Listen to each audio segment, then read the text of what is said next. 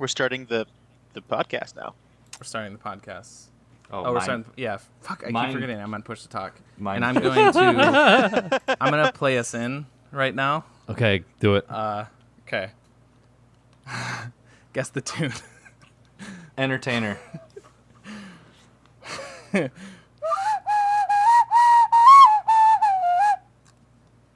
Could you hear that? Could you hear the whole thing? Yeah, I can we hear heard it. it. I don't know. I don't know Okay. what the hell it is, but I can Yeah, hear you it. need a little bit of I'll do practice, it. I think. It is very. I picked it because of this. So think of that. I think it's something we have covered.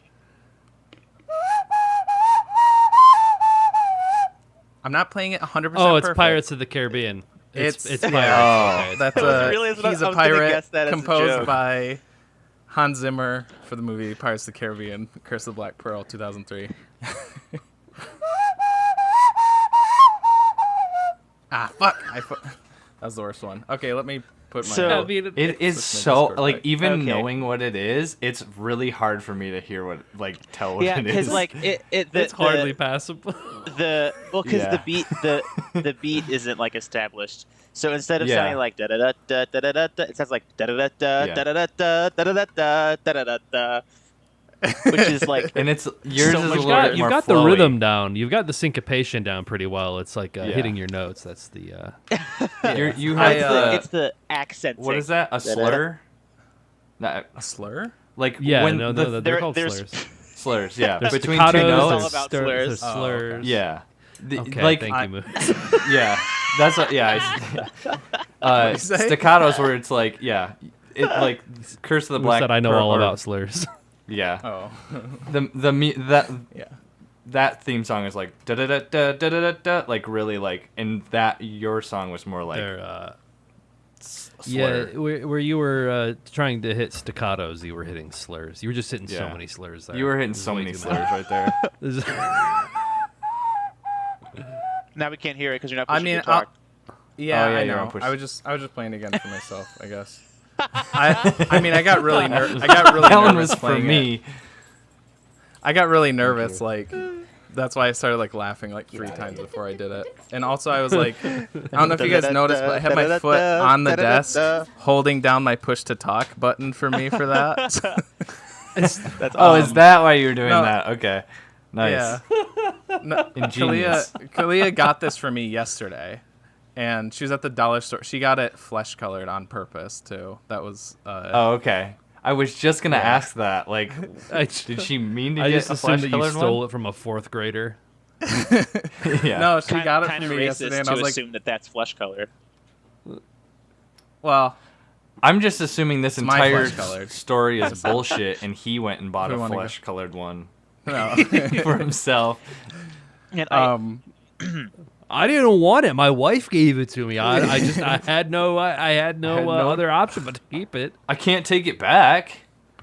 I've already spit into it.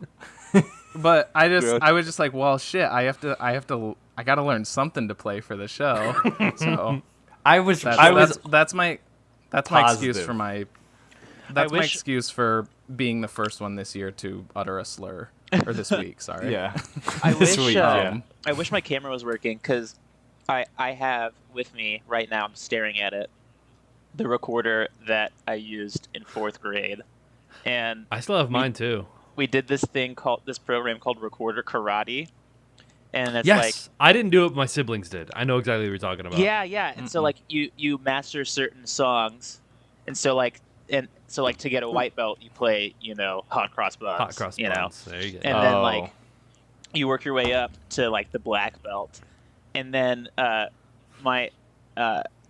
my teacher like added on to the program. She was like, well, you can get these like extra beads that she can tie, and so like the way it works like with the recorder karate is when you get your white belt, you get like a white piece of yarn to tie around your recorder.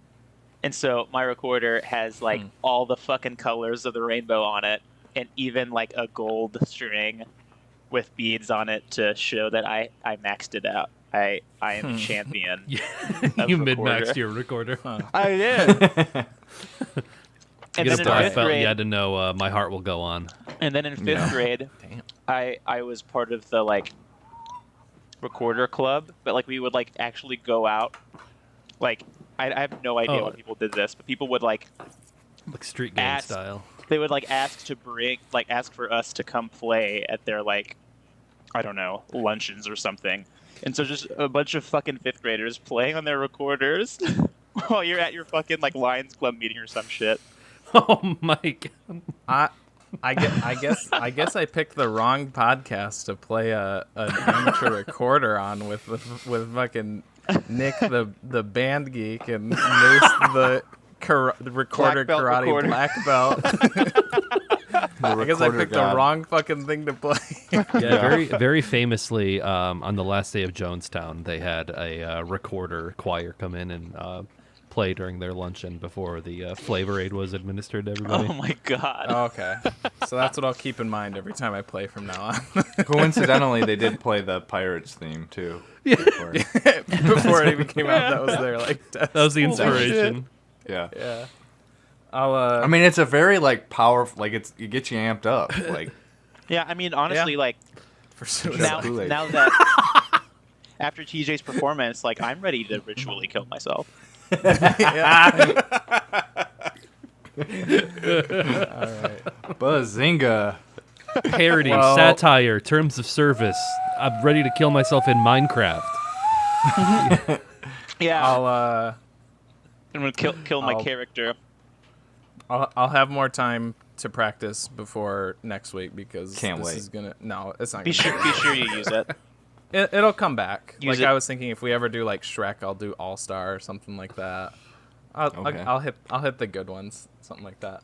Anyways, welcome back. This is There'll Be Duds. We never did the intro. I'm your co-host, J Spot Jack Cheese. Well, I'll say formerly known as J Spot Jack Cheese because I am now Super Tim. And with me, as always, Hi, I'm Nick, also known as Dr. Funk on Twitch. And I am Super General Travis. I was gonna say you gotta change your name. Awesome. I'm world-renowned black belt recorder karate champion Moose from the game. wait. And this week we watched a movie, but also me and Just like Travis every other received week. some, just like every other week. Yeah, I mean, As always. yeah, It just keeps as happening. always. Yeah, it's weird. It's just yeah. like somehow. Man, it's a good thing we Uh, decided to do this podcast, like to capitalize on the fact that we're already watching these movies. Yeah, it's crazy. It's so lucky. Just a coincidence. We always The watch the timing same of it movie all. every week, and Yeah. we figured, We'll hey, group hallucinate and yeah. yeah. And then we all happened to just like start streaming at the exact same time, and like Yeah. yeah. And Me we and happen to get Travis- into the same Discord call too. Like, what are the It's odds? Yeah. so weird. I just click randomly. Like I turn on my computer every weekend, and we Just all kinda throw a happens dart like at the it. dartboard. So, Yeah. does yours have defects on it, TJ? I don't know. Yeah. Okay. So to explain for the because this is an audio medium too. Oh, yeah, Me and that's Travis. From the movie we did last episode, Who Killed Captain Alex, I had ordered my stuff like immediately after watching it, and then Travis ordered some stuff after the podcast, I believe. We both received our packages today. Are Yeah. very nice. I don't know, like it just all around the. Don't dox the- yourself. It's all no. I'm not gonna show it off, but Okay. Yeah. fucking So we got address the on it? shirts. So yeah, With Hollywood Uganda shirts, and then it says I'm gonna turn around so you can see the back because I didn't even see this until like 10 minutes before we started. Yeah, I put same. The shirt on. same. It says, Oh yeah. See, you have the Action same, movie stuff. like right next to the A. That's like a defect too. Cause they print them themselves. It's like ink runoff. Oh yeah, I've I got didn't even know. I've got a little bit right here too. But like, did you? I did think you it's get cool. A note? Yeah. Did you get your notes with it? That was like the big thing I wanted to read off. So this is Yeah. my DVD. It's not in a case. It's just the paper. Oh, And then it's got- That's how they sent it to you. Yeah, but I think if I get like an empty DVD case, I could slip that in there and it'd be fine. And then this is the that's the DVD. It's blank. They put these stickers on it. That's like that one of the guy like shooting the gun. And then yeah, I got some more. I got a postcard that says "Eat your veggies," which is Travis got one of those too. Yeah. I got some stickers. All this shit was free. Like all I paid for was the DVD and the shirt. And yeah, they really just like came through. It's really cool. Just all the extra like whatever shit. Also, that's the Waka Stars. Wait, did we magnet. get this same magnet? Oh my god, I that's think- so sweet. Yeah, we got the same magnet. Oh, okay. But the main thing I wanted to do is they included little notes, one with the DVD, one with the shirt, and it highlights like what I think what makes Wak Hollywood so great and charming, because the DVD says this DVD was produced by Wak Hollywood. If there's a problem with this disc, kindly send us an email and we are happy to replace it at email. Though please be aware that performance will vary over time and with normal usage. Note that there is no menu on this DVD. Most of our customers in Uganda have either lost or broken their remote controls, so it helps if the movie just starts. The director's commentary begins right after the feature film. Thank you for supporting us and for loving action movies. That's awesome. And then That's Yeah, so read charming. the t-shirt one. the t-shirt one's even better. It says, "Thank you for getting our t-shirt and supporting Wak Hollywood. We make the shirts ourselves, so maybe it's not perfect and some paint drips, but we try very hard. Please enjoy knowing we made this shirt for you. Also know that all of our stuff is now at least 90% Ebola free. But if you watch our movies and your head explodes from too much super action, please send us the video. We can still make you a Ugandan action movie star when you are gone. Super action." That rules so hard. you It should does. take them up on it. Oh, that's Yeah. Do one of your so editing cool. streams to edit yourself blowing up. Yeah. While But watching really Captain play Alex. play the Pirates theme song again, and then kill yourself, and then we'll send it to him. Yeah. Just like the scene from Scanners. You're just Yeah. Yeah, I'm keeping all. I'm like I should. Yeah, I feel oh like I yeah, should yeah. laminate those notes, but yeah. Once again, after us all praising them last week, go support Wak Hollywood. They're great. Oh, And you'll yeah. get cool extra shit that you didn't even know you were getting. Speaking of black belts, this is one of the stickers I got. It's the Aliens Oh yeah. guy. Did you get this one too? Well, that's what they sealed the DVD with. Oh, this one? Oh, yeah, I had a different one. It says, Like how they sealed the package. yeah, Kung Fu oh Cops. the ancient aliens guy. Yeah. The package. Yeah. It's sealed yeah. with that, and then I got that one on there too. And I'm Super Tim. Super Tim. Okay. Yeah, So, I'm fairly serious about trying to reach out to them and either getting someone like on this stream or getting them to like record like VJ Emmy just doing a plug or saying something, because Yeah. that Yeah. would be like that'd be amazing. we could put that on the lead-in like video rewind thing, like right after it Yeah, gets to zero. like Yeah. a stinger Just or like, something. VJ Emmy here. The podcast, I mean, the show I'm sure- is There Will Be Duds. I'm sure it's also on their website, but it has their like contact stuff here, their phone number, their website, and then 2 of their emails, and their like PO box too. Oh my God. How much does it cost to like call someone in Uganda on the phone? Yeah, I don't know. I've like never called anyone out of country before. Too much? I doubt it. I'm a country. We can boy. afford it.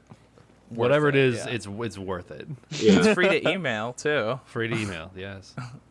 Okay.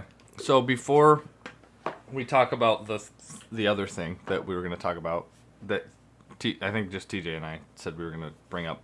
Oh, okay. I for the first time since the pandemic, we went to the movie theater and watched a movie. Oh, I went to the Whoa. theater too. What movie did you guys Really? go see? Cruella, of course. Oh, I saw A Quiet Oh, Place okay. Part 2. Oh, It was fine. yeah. Okay. So I'm sure you guys have seen the memes and stuff about Cruella. No, You haven't? Sorta. particularly. Okay. In the The only first, thing I know is like I don't want to steal your thunder if what you're about to say is like the ridiculous thing that I know that I think happens at the beginning of the movie. Yeah, the very beginning of the movie, basically, Cruella's Estella.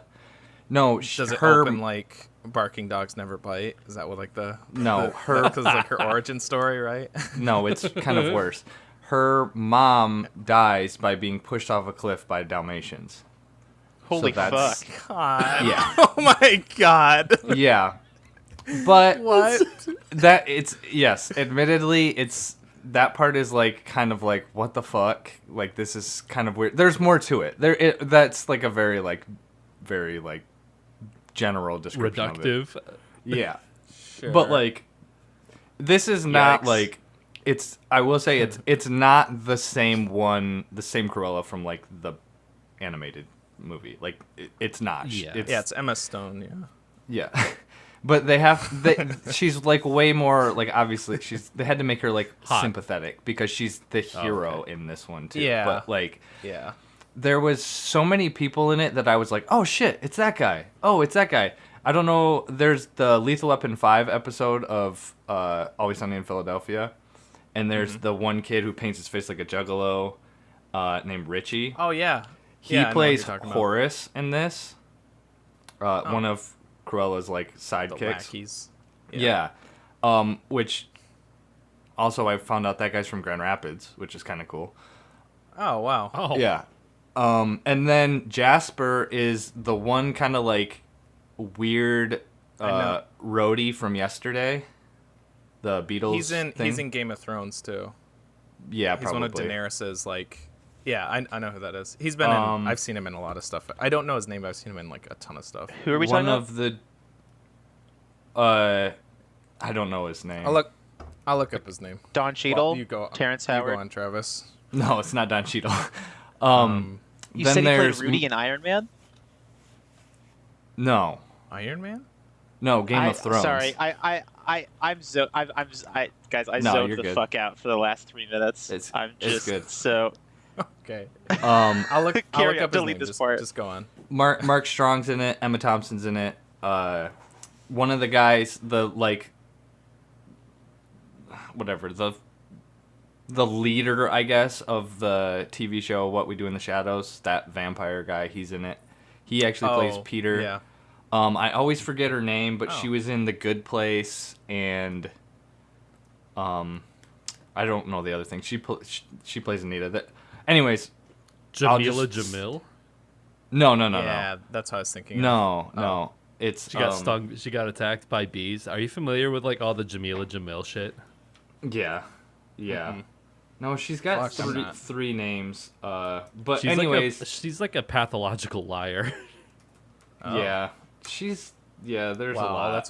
that's why the good place is. That's why she ended up in hell, right? No, she's Yeah. she's like allergic to peanuts, but then she's not allergic to peanuts. But she's had cancer 3 times, and she gets attacked by bees wherever she goes. Like there's like a compilation of her telling stories to like late night hosts, and it's all just like completely wild and outlandish. And it's like I think it's called Munchausen's. Is like a lot of people think that she has Oh. Munchausen's, which is like I think it's like you just basically manifest problems that Yeah. Yeah. But it's Yeah. like, she's interesting to say the least. Oh, Kirby Howell Baptiste is her name. Yeah, I found her. She plays Anita, darling. And the other guy's name, Jasper, is Joel Fry. But anyways, the story is, it's nothing crazy. It's still like a Disney movie, so there's some stuff that they could have done more with it, but they couldn't because it's Disney, so they had to kind of like tiptoe around certain things. When her mom but got I- shoved off the cliff by the Dalmatian, it was like, boing, yoing, yoing. You're like bowling pins crashing. Yeah. But it's still early, but I really think that like the acting all around is super solid. It's really, really good. The story, like I said, the story is nothing crazy. It is pretty cool, but especially once you get past the dogs thing is just kind of like, but I really wouldn't be surprised if like this is like Joaquin Phoenix's Joker almost. Like I don't know. I've I've Not seen a lot of that people crazy. on Twitter talk about like, oh, this is like female Joker. Yeah, it's not that like as extreme as Joker, because like I said, it's still a Disney movie, so they couldn't go that like far with it. But like, She didn't shoot Robert De Niro in the head. yeah, I mean, I was just like watching, and I was like, yeah, this is fine, this is enjoyable. And then there's like, Emma Stone does the thing where she just like turns it on, and you're just like, oh fuck, that's right, she's like a really good actress. And she just like, I was like, fuck, I'm in this movie now. But yeah, it's definitely worth it, especially if you have Disney Plus. Like, I think it's on there. Maybe if it's I would free. definitely if they watch didn't it. do the, they might do the thing that they did with Raya, where it's like you have to have Disney Plus Premium, where yeah. it's like Yeah. $30 extra, so you Yeah. might as well go to the movies anyways, because fuck Yeah. you.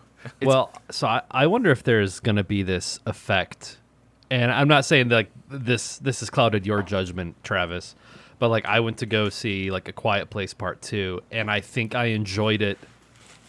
I did enjoy it. I thought it was decent. I thought it played with the idea way better than the first one did, but I wonder if movies are going to be like disproportionately higher rated because people are finally able to go back to like the movie theater, and it's like the whole, like I was on cloud nine eating popcorn and like drinking my wild cherry Pepsi in my reclining seat watching A Quiet Place Part 2, and it's like I don't even give a shit if the movie's good or not. I'm in a dark room. I can't look at my phone. I'll get in trouble if I look at my phone. Whoa. That's the kind of environment I want to be in. Other people will get in trouble. It's like socially You not sound accepted. And I'm like, yes, this is like the best environment to watch movies in. And like, I don't even care what's on the screen at this point. I haven't been in one of these in a year. It's not the way you're just. It sounded like you were talking about some like exhibitionist like sex, where you're like, ooh, I can't do this. I'm in. you know, If whatever the someone synapses in my brain is not too far off. Oh, I hope an usher doesn't come in and see me on my phone. See me being What's he gonna naughty. do to me? Is he gonna take me out into the lobby and reprimand Are they me? gonna shine a light on me? Are they gonna? Oh, are no, they gonna then everyone shame will me in see. front of the entire crowd? Are they gonna say I'm He's a bad gonna boy? pour hot butter on me. If he shines a flashlight on me and then walks me out, everyone's gonna see. Oh my god. Yeah, baby, Yeah. the movies are back. I knew, I knew that when you started talking, I knew that's where you were gonna go with it. And really, I mean, at first when I got there, I was like, oh, this is kind of weird. But like, as soon as we sat down, I was just like, it really didn't. I'm kind of like TJ, where like the last year, like I could do that again, like right now. I don't really care to. It didn't like hurt me to not be out in public with fraternizing with people, but like Quote unquote it- people. yeah, it was just like I don't know, the novelty of that just like wore off like super quick, and it was just like I don't like that didn't. Was I there don't was there think that any thing- was there any and I guess for either of you, was there any, do they still have like restrictions, like can you not sit like directly next to They had people? some spacing restrictions, but like it was kind of funny because it was me and my girlfriend, and then we were meeting two other people, and like I think it's like every 2 seats are supposed to be open, so it's like. But then, like, I told the cashier, I was like, "Yeah, we're meeting other people though," and she's like, "Oh, okay. So here's what I'll do. I'll just fill in 2 spots in row A, and then your friends can just sit next to you guys in row F." So it's just like they have the rules Yeah. in place. But then the lady was like, "Yeah, okay, whatever. I'll just." Yeah, they just She- want you know, people to anyways. come see the movies. Yeah, Yeah. there might have been restrictions, but there was only 2 other people in the entire theater, so. Oh, yeah. okay. Yeah, there Didn't- weren't a ton of didn't come people up. in my theater either. I would watch it. I really think the acting is just like solid all around. That's like that's it.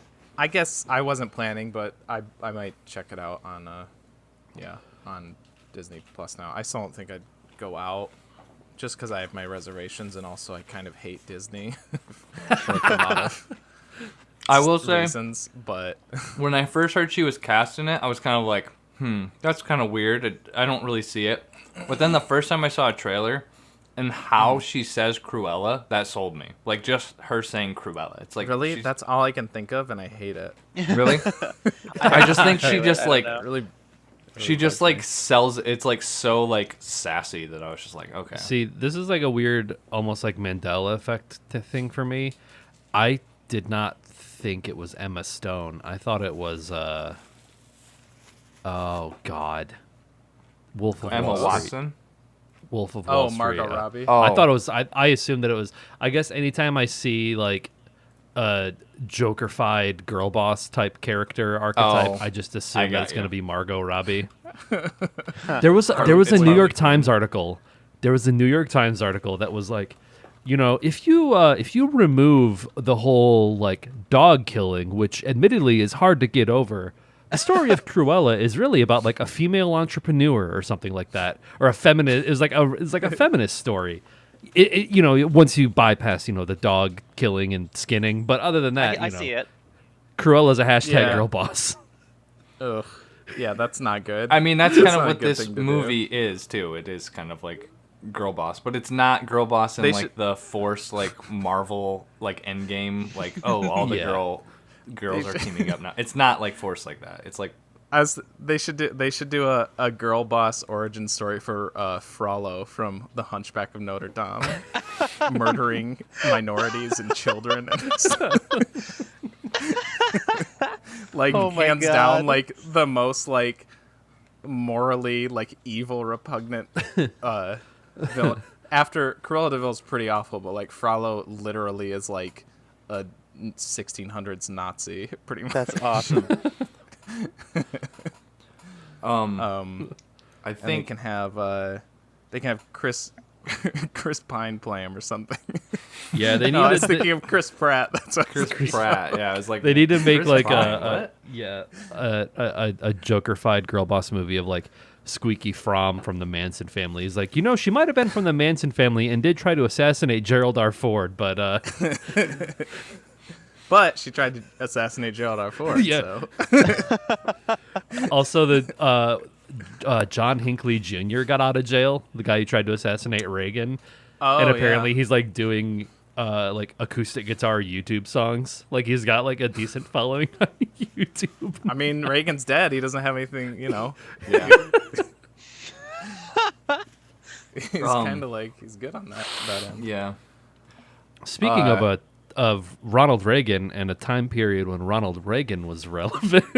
No, not yet. Oh, This is okay. gonna be a long intro, but I think it'll be okay. I 'cause tried. if, I tried. Gonna If, be. Yeah, If- this movie's not like okay. Yeah.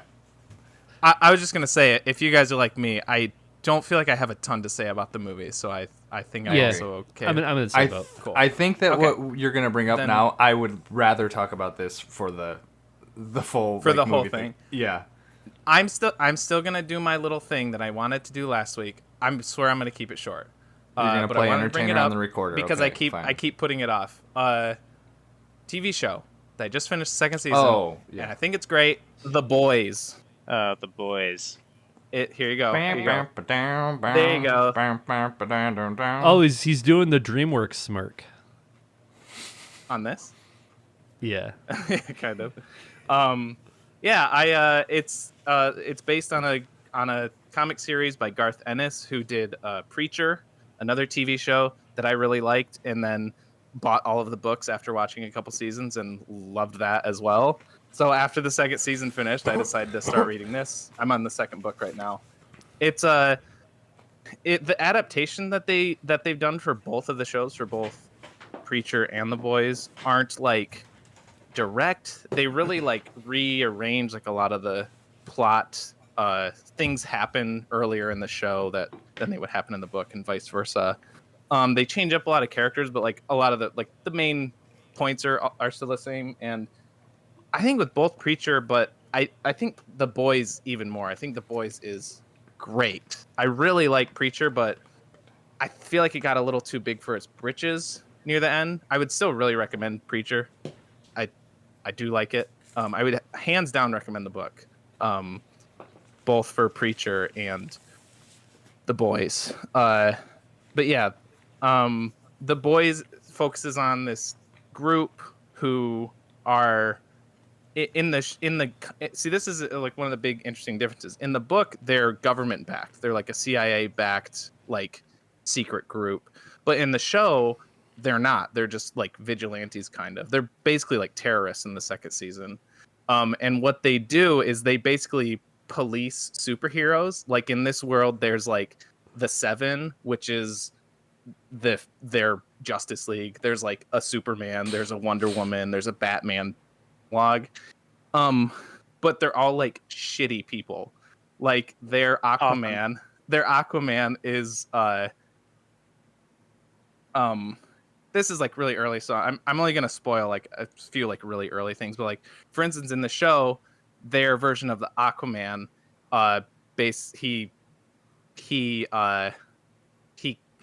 they have a new member in the Seven because one of their last one like retires or dies. I forget. He's not really in the show, but their new member is one of the main characters, and she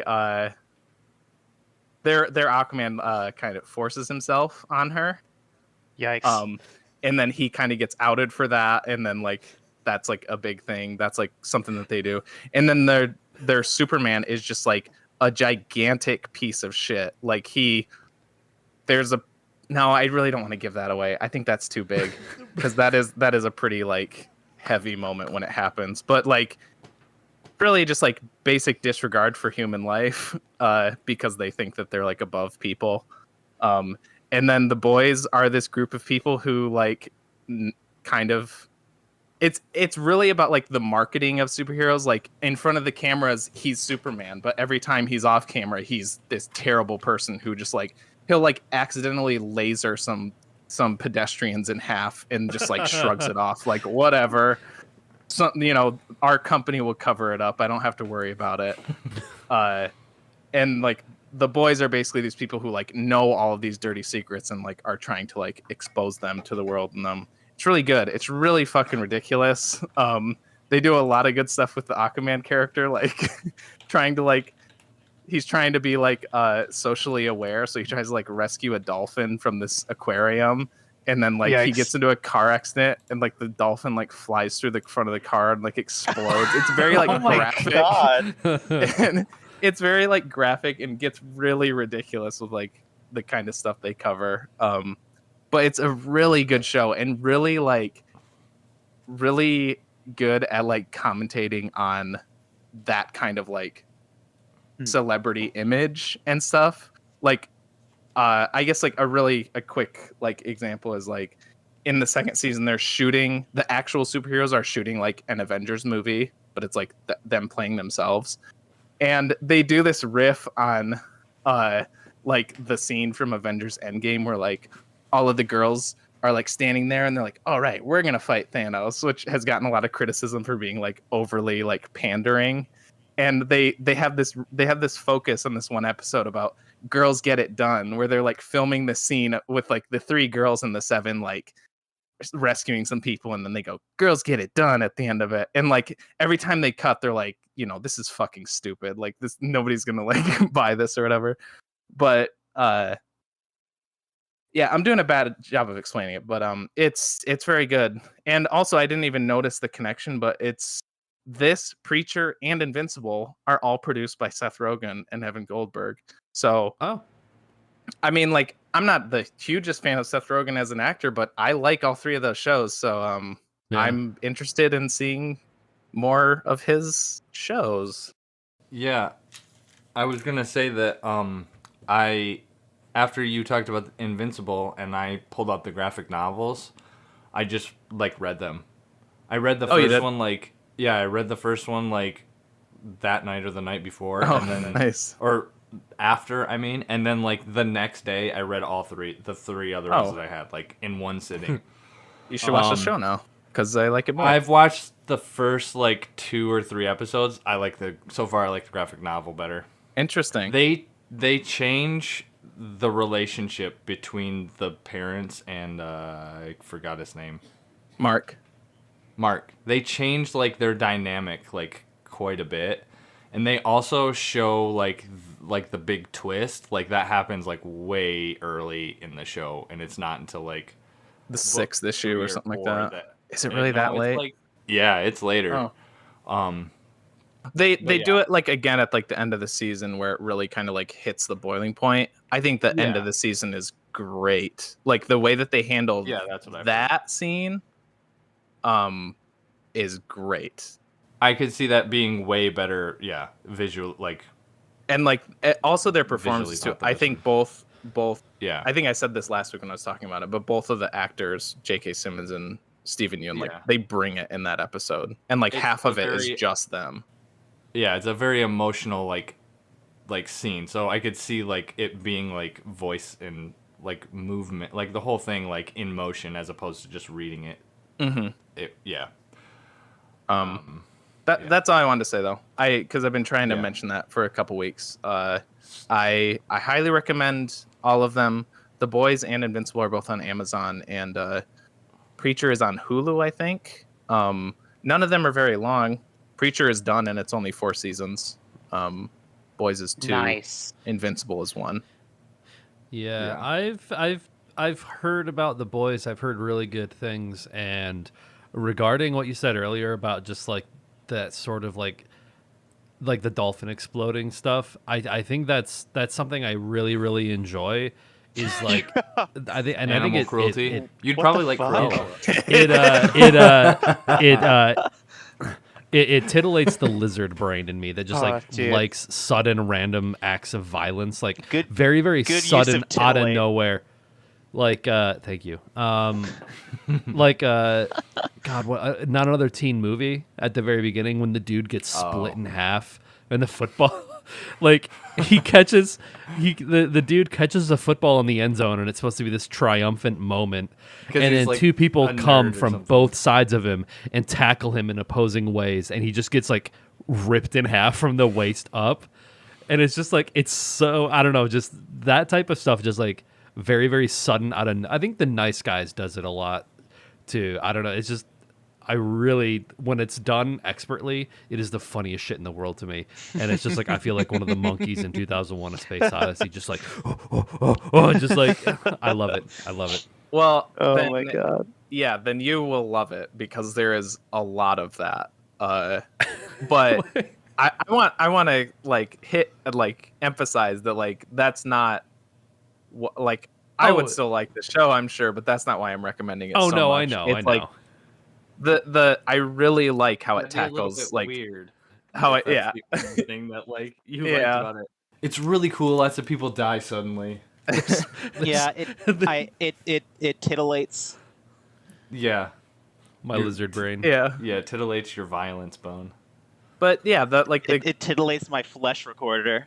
On like superheroes and social issues and stuff. It's very I don't know. I think it does it really well. And also I didn't even touch on this, but it has a really nice romance. There's a really nice like romance subplot, and that tickles me. I like a nice cute romance subplot. You heard it here first. The Boys will tickle and titillate you. Yes. Yeah. Oh boy. I'm ready. Sign me up, coach. It'll tickle your heart and titillate your brain. My body is ready. Okay, now one more thing. Brain. Yes. One more thing before we get into the main movie that I at least wasn't the only person to see. Yes. Maybe just me and Travis though. The new Bo Burnham special. There's a new Bo Burnham special? There is. Yes. Ooh, I'm gonna have to watch it. What? I haven't seen it. Are you not a Bo Burnham fan? I like Bo Burnham. I haven't really seen anything that he's done since What came out, and that was like 2013. But this is definitely one of those things where like the online fan reaction has steered me completely away from sucks. Interesting. Yeah, my TikTok algorithm is everything I see on Twitter and TikTok is like people taking clips from it and being like, I cried 6 times. And it's all like it's all these like wannabe like anarchist theater kids. And it's like, shut theater up. kids. That's a bummer. Bim Bam fans. you gotta experience it how I did, where I turned on my TV, went to Netflix, and then went, "Oh, that's out. I didn't know that. Play." I watched it like that morning. I saw the trailer for it like a month or two ago, whenever it dropped, and then I was like, "Okay, that'll be coming out sometime, and I guess I'll see it." And I think it came out yesterday, maybe, but No, It's been out. It's been out for a few days. no, it's been Oh, out has- for a while. Yeah, I think I watched it Monday. I didn't know until I turned on Netflix today and watched it. I wasn't sure. It might have been June 1st. It might have been Tuesday. If that was June Oh, okay. 1st, it might have been. I've seen the clip of the sock puppet, and I was like, I don't know. Maybe it's because I'm terminally online and have like been like on the left for a while now. But it's just like, yeah, good job, dude. You figured it out. Like, Yeah. Yeah. When honestly, I like mean, when I really- watched that part, I was like, he watches Hassan. Like that was what he watches Hassan Piker, and that's where that came. Oh, yeah. And Kind of, yeah. I didn't get that take from Hassan. I've really? I've seen it. No, I've seen it echo. I saw the clip on Twitter, and people are like, "Oh my God, can he say that?" oh, I haven't seen this clip. I He meant meant it seemed that like he Bo watches. Burnham. Bo Burnham Yeah. watches Hassan Piker. Oh, Yeah. okay. Because like that kind of stuff. Yeah, it wasn't like saying anything I hadn't heard, but at the same time, it's like it's nice to hear somebody who probably a lot of people are gonna watch say something like that. Yeah. Sure. And like a like a very visible thing. Like he Yeah. didn't just like tweet it or something. Yeah. Uh huh. Like right in the middle of his big special. But it's like it's super meta. Like there's a lot of bits of Yeah. him like watching stuff that you just saw him do. Yes. Or he like does, editing. He does like a Editing he does like another a scene. reaction to That- a bit that that, was- he just did. That And then was- he does I a laughed reaction so to his fucking hard at reaction. that part. It's That so was- good. It's it's really good. He does a spoof on Twitch like gaming things to like gamers like I think I've seen was that good clip too. where it's like him in the corner. And I think he has this Yeah. exact, like, because this is like the Twitch broadcaster mic, you know. Yeah. And he's like Yeah. playing as himself, like walking around. He's playing inside, but not the Yeah. not the actual video game inside. He's playing like, Yeah. it's like the show itself. No, there's a part where he's doing like it's like a Fine Bros React series where he's like sitting at a table and he's like, "Okay, guys, I'm gonna react to the song that you just saw me do. So here we Yeah. go." And then he starts like playing. He's like, "Huh, yeah, I like that part." And he goes, "Na, na, na, na." I was being a little bit pretentious there, but you know, it's fine. And then he's like, and that's it. Okay, that was, and then like it starts playing the beginning of the shot that you just saw, where he says, that's awesome. "Hey guys, I'm gonna react to this," like in the Yeah, little and window there. In the window, it like And then- it has like the infinite window. Immediately like, what you infinite just mirror saw. thing. That's Yeah. He awesome. just like the way that he changes his commentary every single time Yes. because it plays like 3 or 4 times over. Like, cause like the Yeah. first time he goes, he's like, "What the fuck?" He's like so Yeah, confused. he's so And confused. then and then the second time when he's reacting to that one, he's like, "Oh yeah, see, I was really confused here." And see, now I'm starting to get it here. And then he like really starts to like analyze himself. Yeah. And like go like, it's this. And then he starts to analyze his self analyzing himself, and he's like, Oh, okay. yeah, I just say that. Like he says something like, "Oh yeah, I just say that because it's a defense mechanism because I want people to think I'm smart." Like, and then he goes like, "Oh yeah, I said that because I want people to think I'm smart," or something like. He like just keeps going. It's really good. There's I think maybe my favorite part of it is it called Everything All the Time, I think is what the song is I think called. it's "Welcome to the Internet." Welcome to the Internet, maybe, yeah. It is so much like this. Okay, I don't know about all the whole fandom shit, like so that's never really fed into it. I just like have seen like videos online, and then I saw What and Happy, and I really like Happy. I really like his like ending numbers where they're kind of like Yeah. Oh, yeah, dude. introspective and like real life I shit. cried Like that's 6 my times favorite at part. that ending number. No, the ending of What is actually like very, very. I find that, I don't know. That's like You haven't watched 'Cause Make he- Happy either? You I should, have yeah, not. you should watch Make Happy. Make I actually Happy is didn't watch great. it. I hadn't watched it. And then right after finishing Inside, I watched Make Happy for the first time. It's really good. The It's really ending good. part, the ending song is like so good. I just Yeah. listened to that Is song. that the We It's Think so We good. Know You shit? No, That's that's what? No, that's what. That's what. Okay. I love that. That shit. I love that. He's Yeah. like Make Happy ends with him like he's like doing a song about like I'm gonna complain about stuff, and then he's like complaining about how the Pringles can is too small for his hand, and then Yeah. like how he can't make a peanut butter and jelly sandwich right or something like that, and then like he goes into like how he's just saying that because he's doing a comedy show and it's funny for him as a white guy to complain about really simple things. But then he's like, but I also, and he's still like singing this, but he's like, but I also have problems. Like I'm not happy, but I want to make you happy. But I Yeah. love you, Yeah. but I Say also what I hate wanna- you. And it, And I yeah, wanna so say what I he's, think. and then he's like, but I don't know how to do that. So, and then like the music comes up again and he starts complaining about the Pringles can again. But then you're like, oh, fuck. Yeah. But he's not actually complaining. Yeah. It's really cool how he like, how heavy he makes really like the like- funny stuff later on. The song after that, where he's singing That's like my jam. he's No, just that's like the last in his. No, there's a song after it. Oh, yeah. It's called "Are You Happy?" and he's playing in the room that is inside, and that's why at the end, like the trailer for it was so good because the trailer probably doesn't make any sense to anybody who hasn't seen Make Happy. But anyways, I would say Inside is like those bits, those ending bits, like the introspective type things. That's like stretched out all the way, like to a 2-hour thing. That's what Inside is essentially. It's more that than comedy. Yes, there's not a lot of like laughing parts. It's more of That like react part is like the most straight up like maybe, funny yeah. part, and it is really funny. I love It that is part pretty so funny. much. but I mean, it is so like how it's this tiny room. It's kind of like the movie Room, not The Room, but the movie Room with Brie Larson. Mm-hmm. How they made that one room feel so like kind of big, but also small at the same time. Like they could kind of Yes. control like how it felt. That's how he made this feel. It felt like sometimes the room was so big, and then at other times so small. And the shots and the lighting and like everything know. he does in it by himself is so impressive. It's so impressive.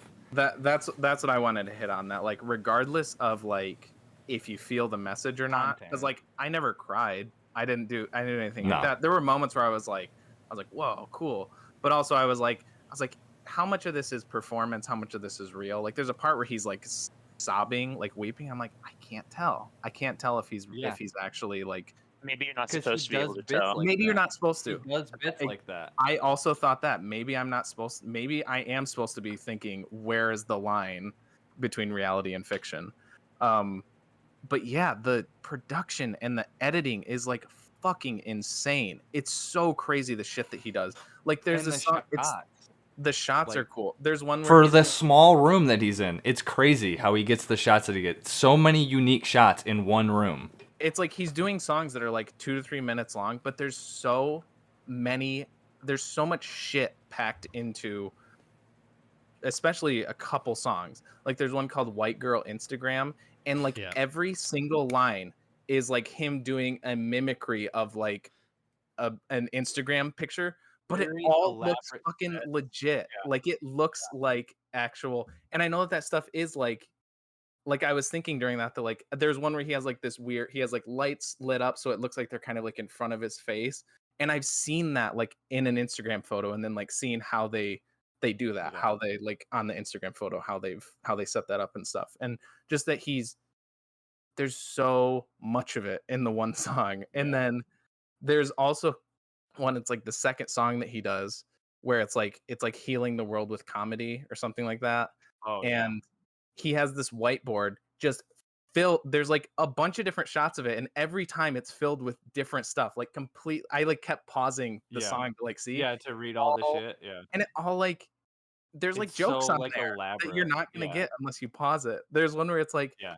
what is comedy, and then it has like movies, and then my favorite one was like a branch off of that. It was so it's like Yeah. comedy movies, and then it was like Robert De Niro literally eating human shit.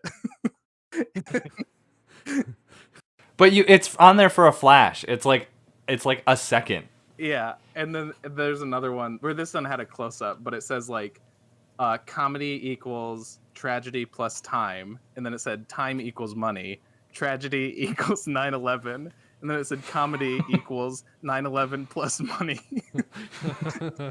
Oh my god. And it's literally like a second that it's on there. Yeah. I had to pause it to read it all. I don't know if you noticed this, TJ, but there's a part early in the special where that little Twitch, like his little like Twitch person, like character, I guess, pops up for literally like 2 frames. Oh, really? Like in the corner. Yeah. So like that kind of feeds into like he's playing himself the whole time with the controller. You just see it's like the Fight Club thing where they put like they splice in a frame of like porn into like the movie, like into like the kids movie. Yeah, what I was gonna say about like the Everything All the Time song, he's just like sitting there playing his piano and he's got like these round like John Lennon sunglasses, and it's just like a little light machine that just has like green dots everywhere, and it's just like kind of slowly spinning. And this song and like how he's doing it, it's kind of more of like a kind of a classic Bo Burnham song. It has like it's funny idiosyncrasy. Yeah, he like just starts talking. There's this like, and this about, like, and this. Yeah, you can go and you can learn how to cook. And It's like learn how to cook. Here's a 9-year-old that just died or something like that. Here's instructions on how to build a bomb. And anyways, but that whole thing, I don't know about you two, but like for me, I felt like I was watching Willy Wonka, like OG original Gene Wilder. Gene Simmons was like the first thing that came to my head, and that would be a fucking wild thing.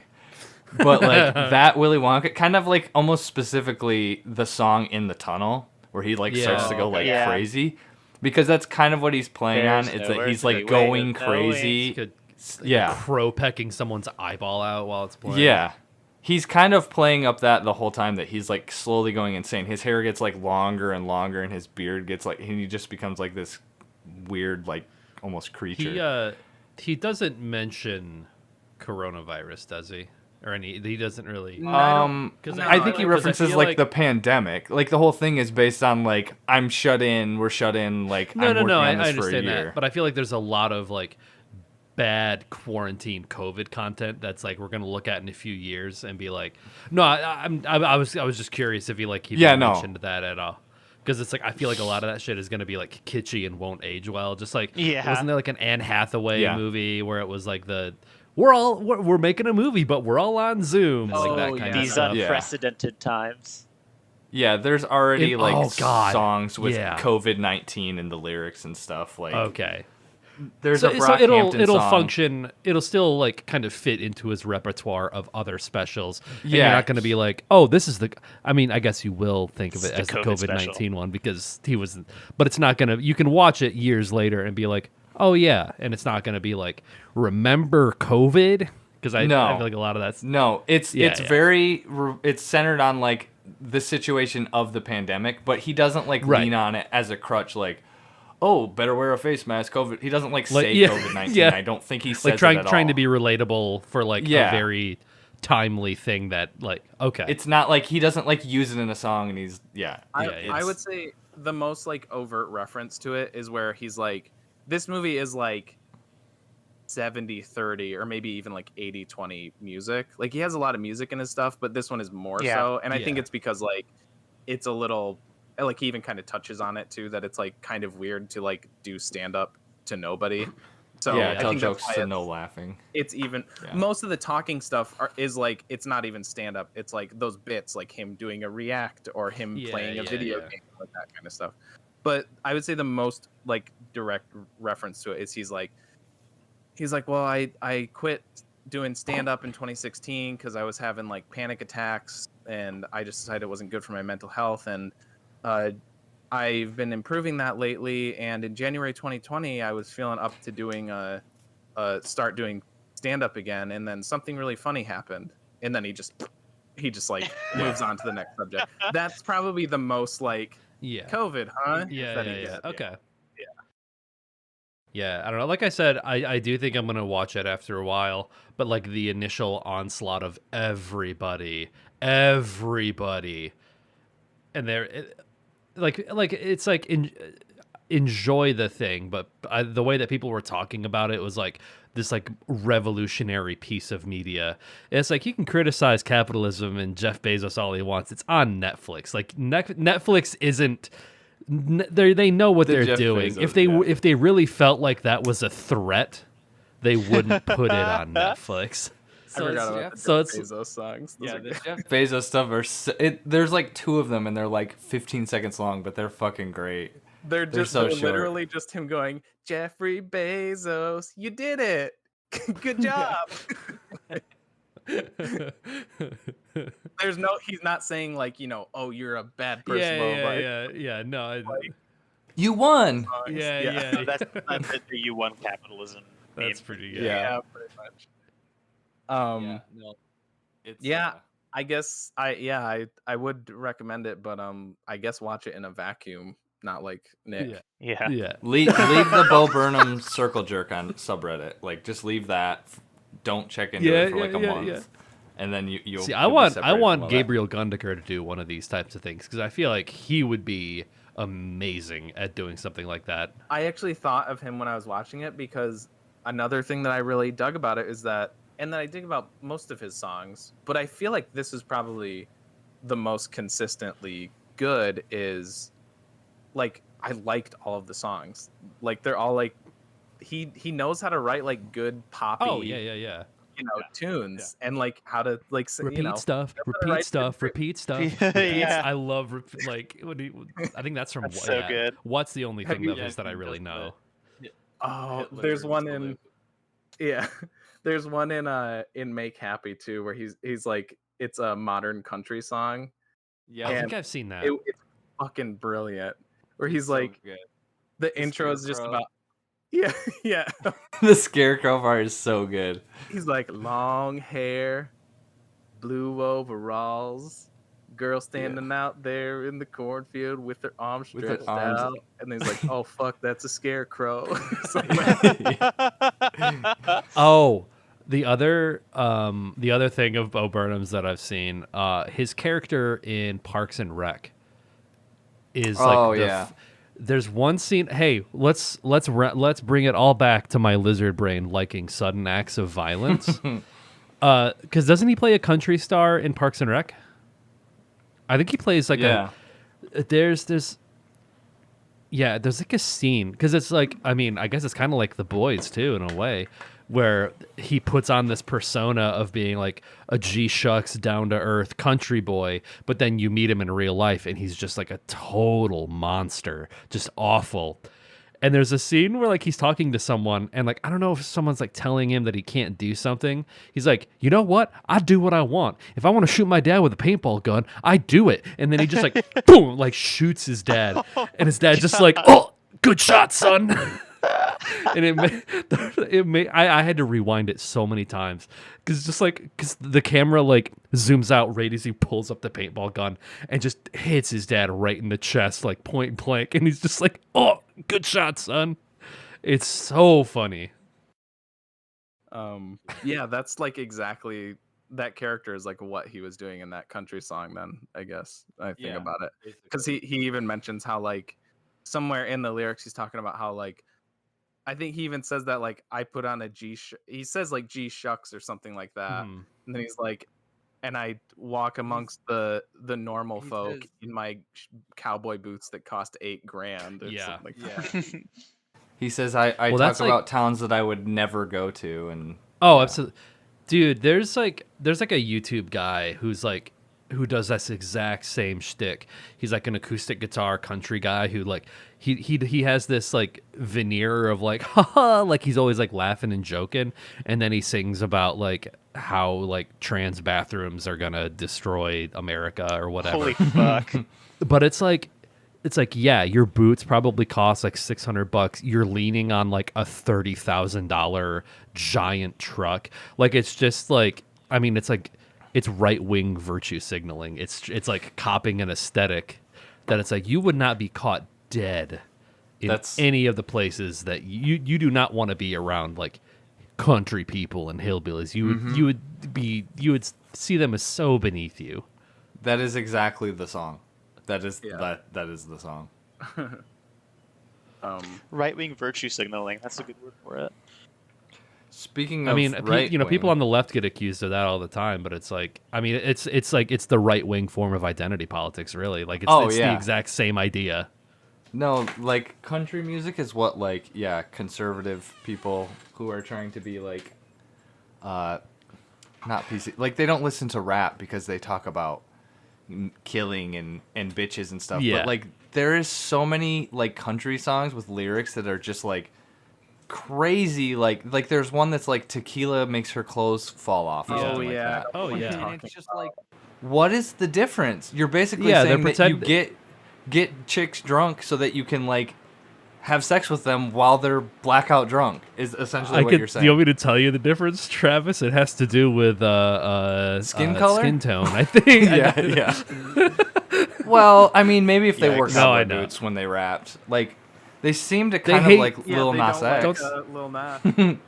Yeah, I was gonna say they did until his last music video. Until they were like, he was grinding on the devil. Wait, he's gay? Yeah, we didn't know he was gay until he told us in a song, I guess. Yeah. But yeah, I thought of Gabriel Gundecker because he also really knows how to write like good poppy, you know. I like how his songs sound, you know. Yeah. They're just little funny riffs, but he's one of those who just like he knows the sort of like, I feel like when I'm listening to Bo Burnham, it's like I'm wondering if like as he writes these, he's aware of the fact that he's like, I'm using like popular like melodies or like you know, because there is like somewhat of a science to like how to write a pop song. You know? Yeah. I think he's smart enough and aware enough that like I wonder it, like I almost feel like I'm being played when I listen to his songs. So, like every song on there, I'm like, they're good, they sound good, you know. I like them. But there's like musical conventions that work. Yeah, exactly. Yeah, I mean that's kind of something that he does. Is it's like he's constantly like he'll like tell a joke and then it's like it's almost like watching like Arrested Development or something. If you rewatch, I've rewatched like most of his special, like I think he only has 2 other ones. I've rewatched them like multiple times, and it's like in Arrested Development, it seems like every time you watch it, you're like, oh, I never caught that joke before. I never like there's always like more layers to it the more you watch it, and I feel like the same thing like. He like will tell a joke, but then there's like there's like meta to that, and then there's meta on top of that, and it like just like seems to get bigger and bigger every single time. Yeah, I guess. I just think he's really smart. I guess. Yeah, I think it sort of works both ways to his benefit and his detriment. Like the like 6 or 7 or 8 layers of ironic detachment, where it's like kind of like what you were talking about, TJ, like. Are you being authentic or are you about to like subvert that? And then you're being authentic again, but then you're going to subvert that again. And it's just like, not that he has to like go out and be like, hey, this is me. And this is actually how I believe. But it's just, I think it works. But also it's like after a while for me, I'm just like, okay, I get it. You can't, I do want to watch the special. You can never tell when he's being genuine. There's like a bit that kind of like is a good example for all of this is I don't know which one it's in, but he has like a stool and he has like a bottle of water and he like takes a drink of it and he puts it on the stool and then he like bumps the stool and the water falls over and everybody like laughs like, oh look, he just did like he accidentally knocked the water over. And then like a song starts playing and he's like, he meant to knock the water over. Yeah.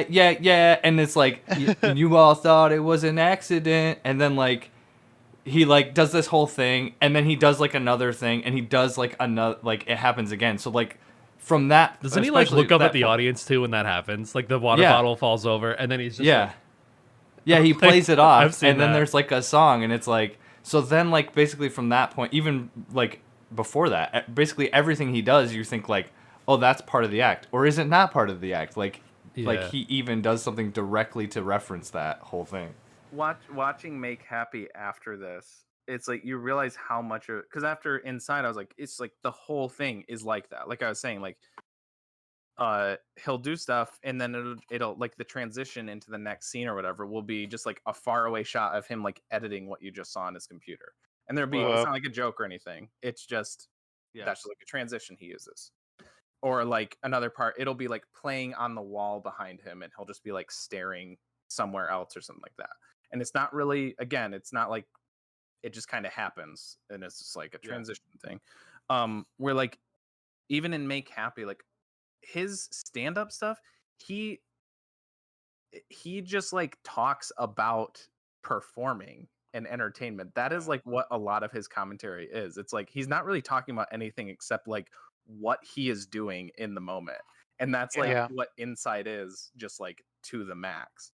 And I think that like when like talking about the genuineness or whatever, like I think overall, like I don't think he's making up being depressed and having all these issues with himself.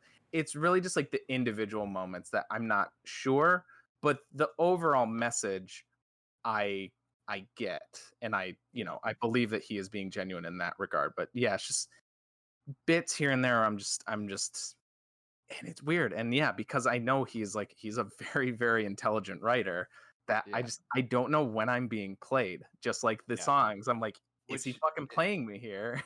It's like proof of concept. The whole thing is Nick, like he's smart. Yeah.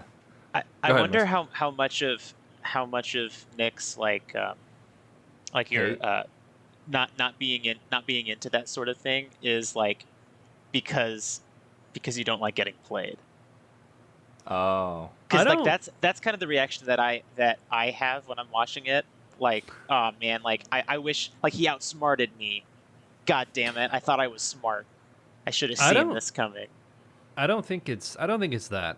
I don't think I'm mad about like if it's like if he's subverting something and then being like, oh, I planned on like I generally think that's clever. But God, the first thing I thought of was like Fight Club when he's on the airplane. He's like, oh, it's clever. How far has that gotten you? Like that. Yeah. Like I just that's my whole it's like the layers of ironic detachment. Maybe I'm too ironically detached and cynical to like to even enjoy that. Maybe that's where I'm coming from. That being said, like the "we think we know you" ending of what still just like puts a lump in my throat. Like the way that he does that is so masterful. Yeah, I do think his new special sort of got just like spoiled for me because terminally online like teenagers who live in the suburbs but are just like, this is my trauma of having to do homework, like that kind of shit. Like okay. You know, I think maybe watch Make Happy in the meantime, since that one's not as like. Is that in front of a live studio audience? It is. Okay. Yeah, that was before he did 8th grade, and I want to see 8th grade really bad. Oh, you saw it? That was real. I haven't seen it. I've heard what's 8th grade? He wrote and directed it. Oh, awesome. For A24. It's like cringy. So you were talking about like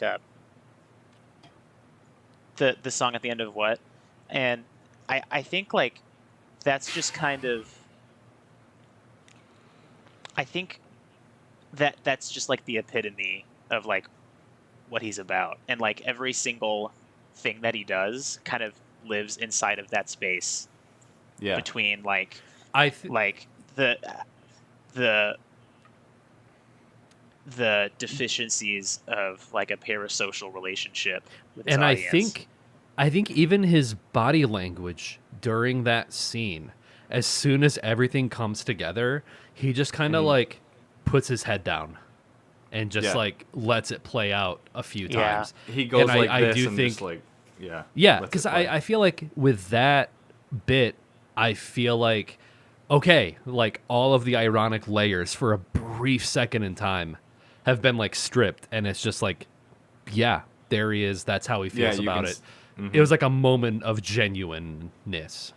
That's how Make Happy is too at the end. That's what I was gonna say. If you feel that way about we think we know you. I don't know if that's what that song's called or not, but and like that's what I mean. Like I do think that is like genuine, like how he feels about that.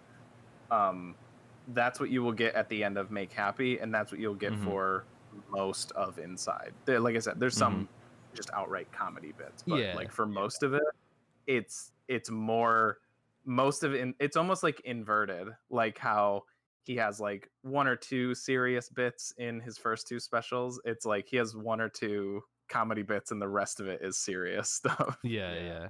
It's really is like a comedian who started having panic attacks and depression, and he wrote a comedy special, but then he had David Lynch direct it. Oh, that's right. It's just like I forgot about that. Wait, what? Oh, I thought. For some reason I thought David Lynch actually was involved. Maybe you said that. I don't. He might have, but no, Bo. Okay, Bo, you said it. So yeah. I didn't know where the joke was. I was like, yeah, no. For a second, I thought David Lynch was involved. Just no, he might have been, but like Bo like wrote, directed, edited. He did like all that. Yeah. There are like additional credits. Like he had like a colorist, and I saw that and stuff. But like, I figured he probably had like a colorist.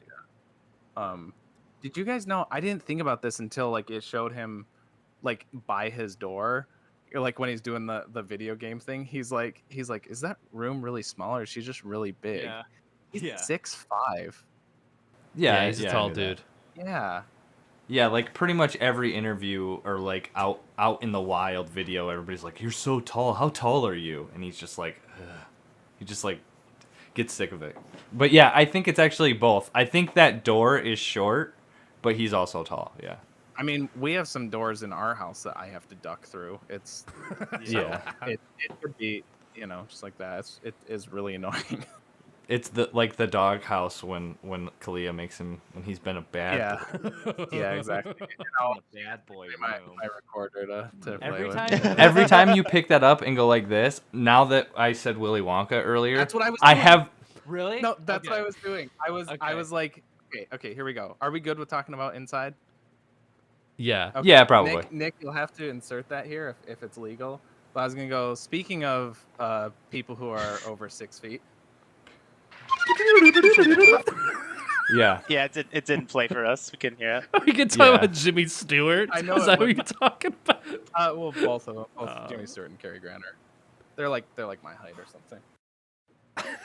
The Philadelphia story. There was the part towards the end where Jimmy Stewart is like standing, like he's wearing that suit still because everybody wears a suit back then, but like his arms are long as shit, dude. I swear he was like, I was like, does he have stilts on his arms or some shit? What the fuck? 6'3", so he's my height. Yeah. I was looking through some Letterboxd reviews of the Philadelphia story, and I think Nick Usen, he's like big on film Twitter. He's pretty good, but his review, he basically said that like Jimmy Stewart's like body language and like body type, he said he looks like a Na'vi from Avatar. That's really good. Nice. He's just like in this movie or in general? In this movie, because he's like so tall, but like super. Because he's super skinny in it. Yeah. He's like really young. He's like 30. 32, I think. 32. Okay. I wrote actually. I guess I can pull out our. Okay, let's go. The Philadelphia Story is a 1940 movie directed by George Cukor or something. Cukor.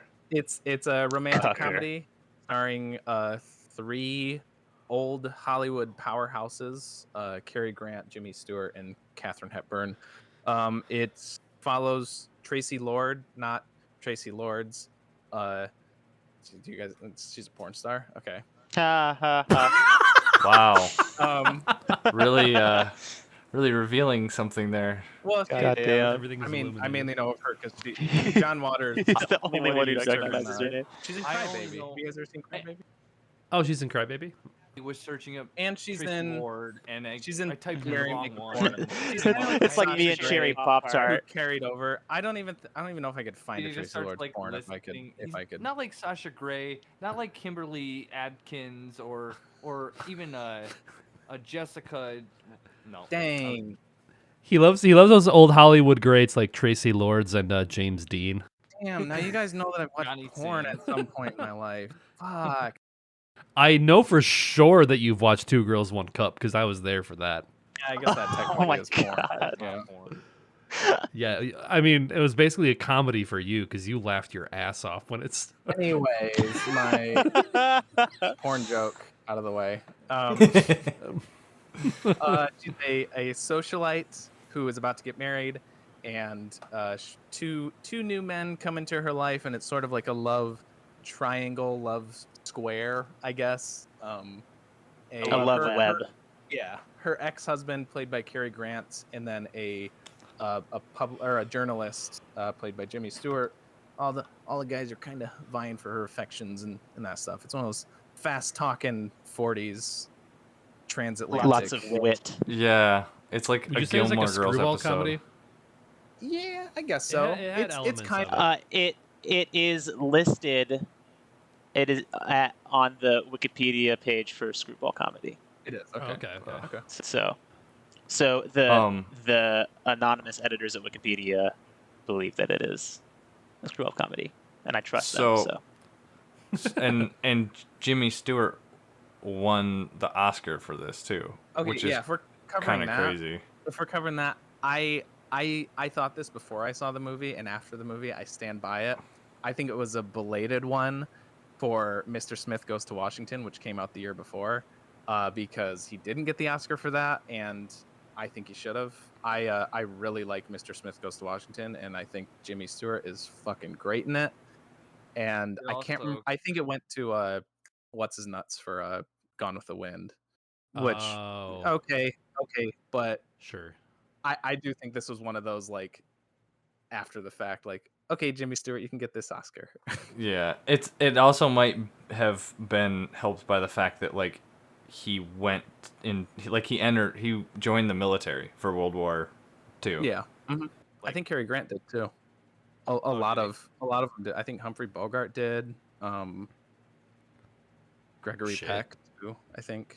But yeah, that's crazy. You win like an Oscar and then you go to war. It's like, that's A lot that's of directors nuts. did too. John Ford. What's his name? Frank Capra.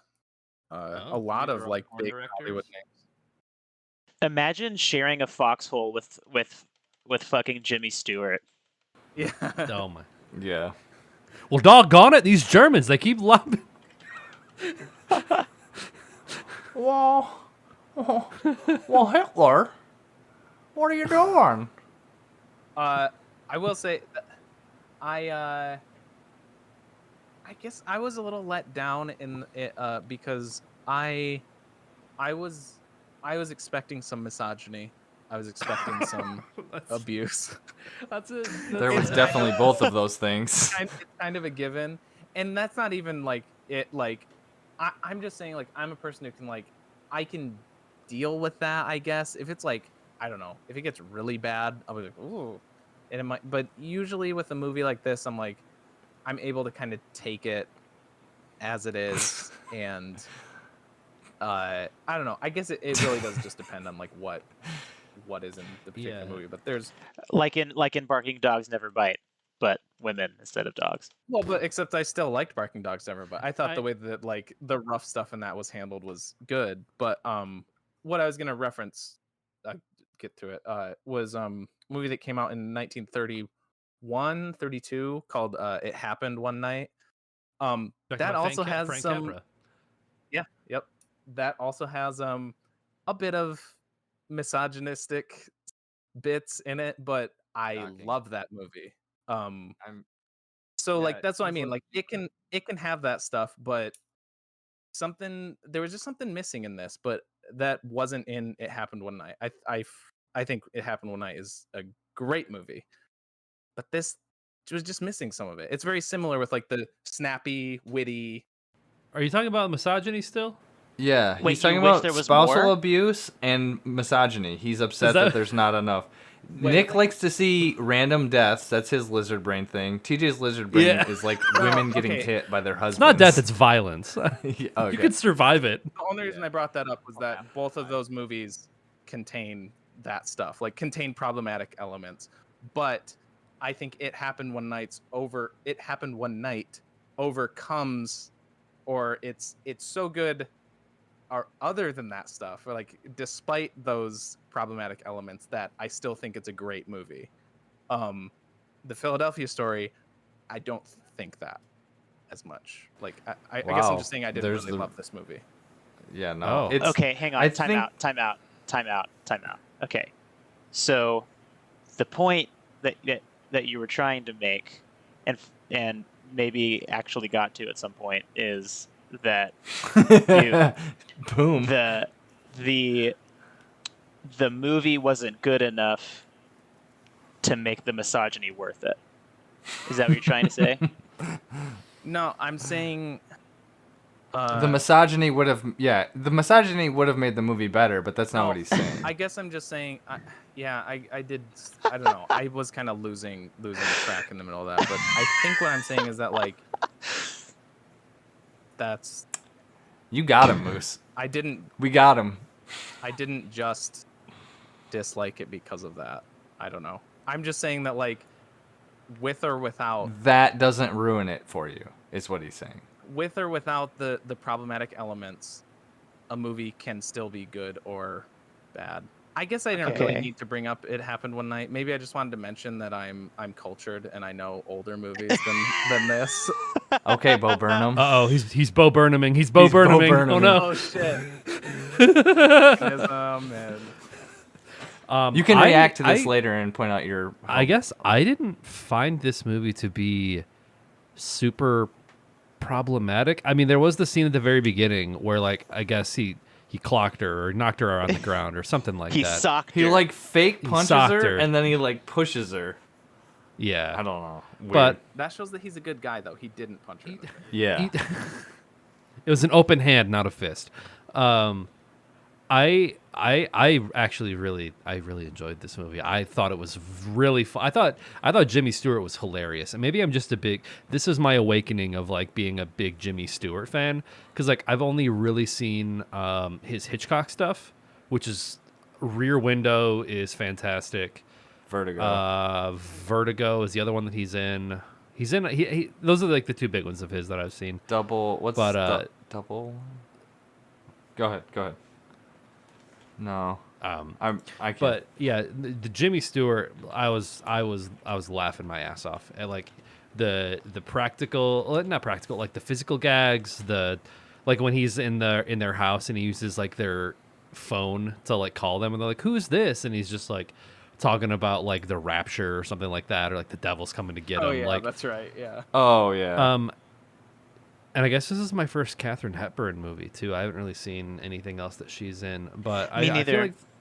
I feel like her character, in the context of a movie in 1940, in those cultural times, I feel like her character had way more agency and like a fleshed out character than, like, absolutely any other movie from that era, where it's just like, oh yeah, see, you're just a pretty broad, see, like that. I feel like her character is way more dynamic, and I really liked it. There was a little bit of that with, like, her dad, but I don't know. I think part of that is maybe it's probably because, like, her character is, like, she's a rich fan, like, everybody looks, like, worships her. Yeah.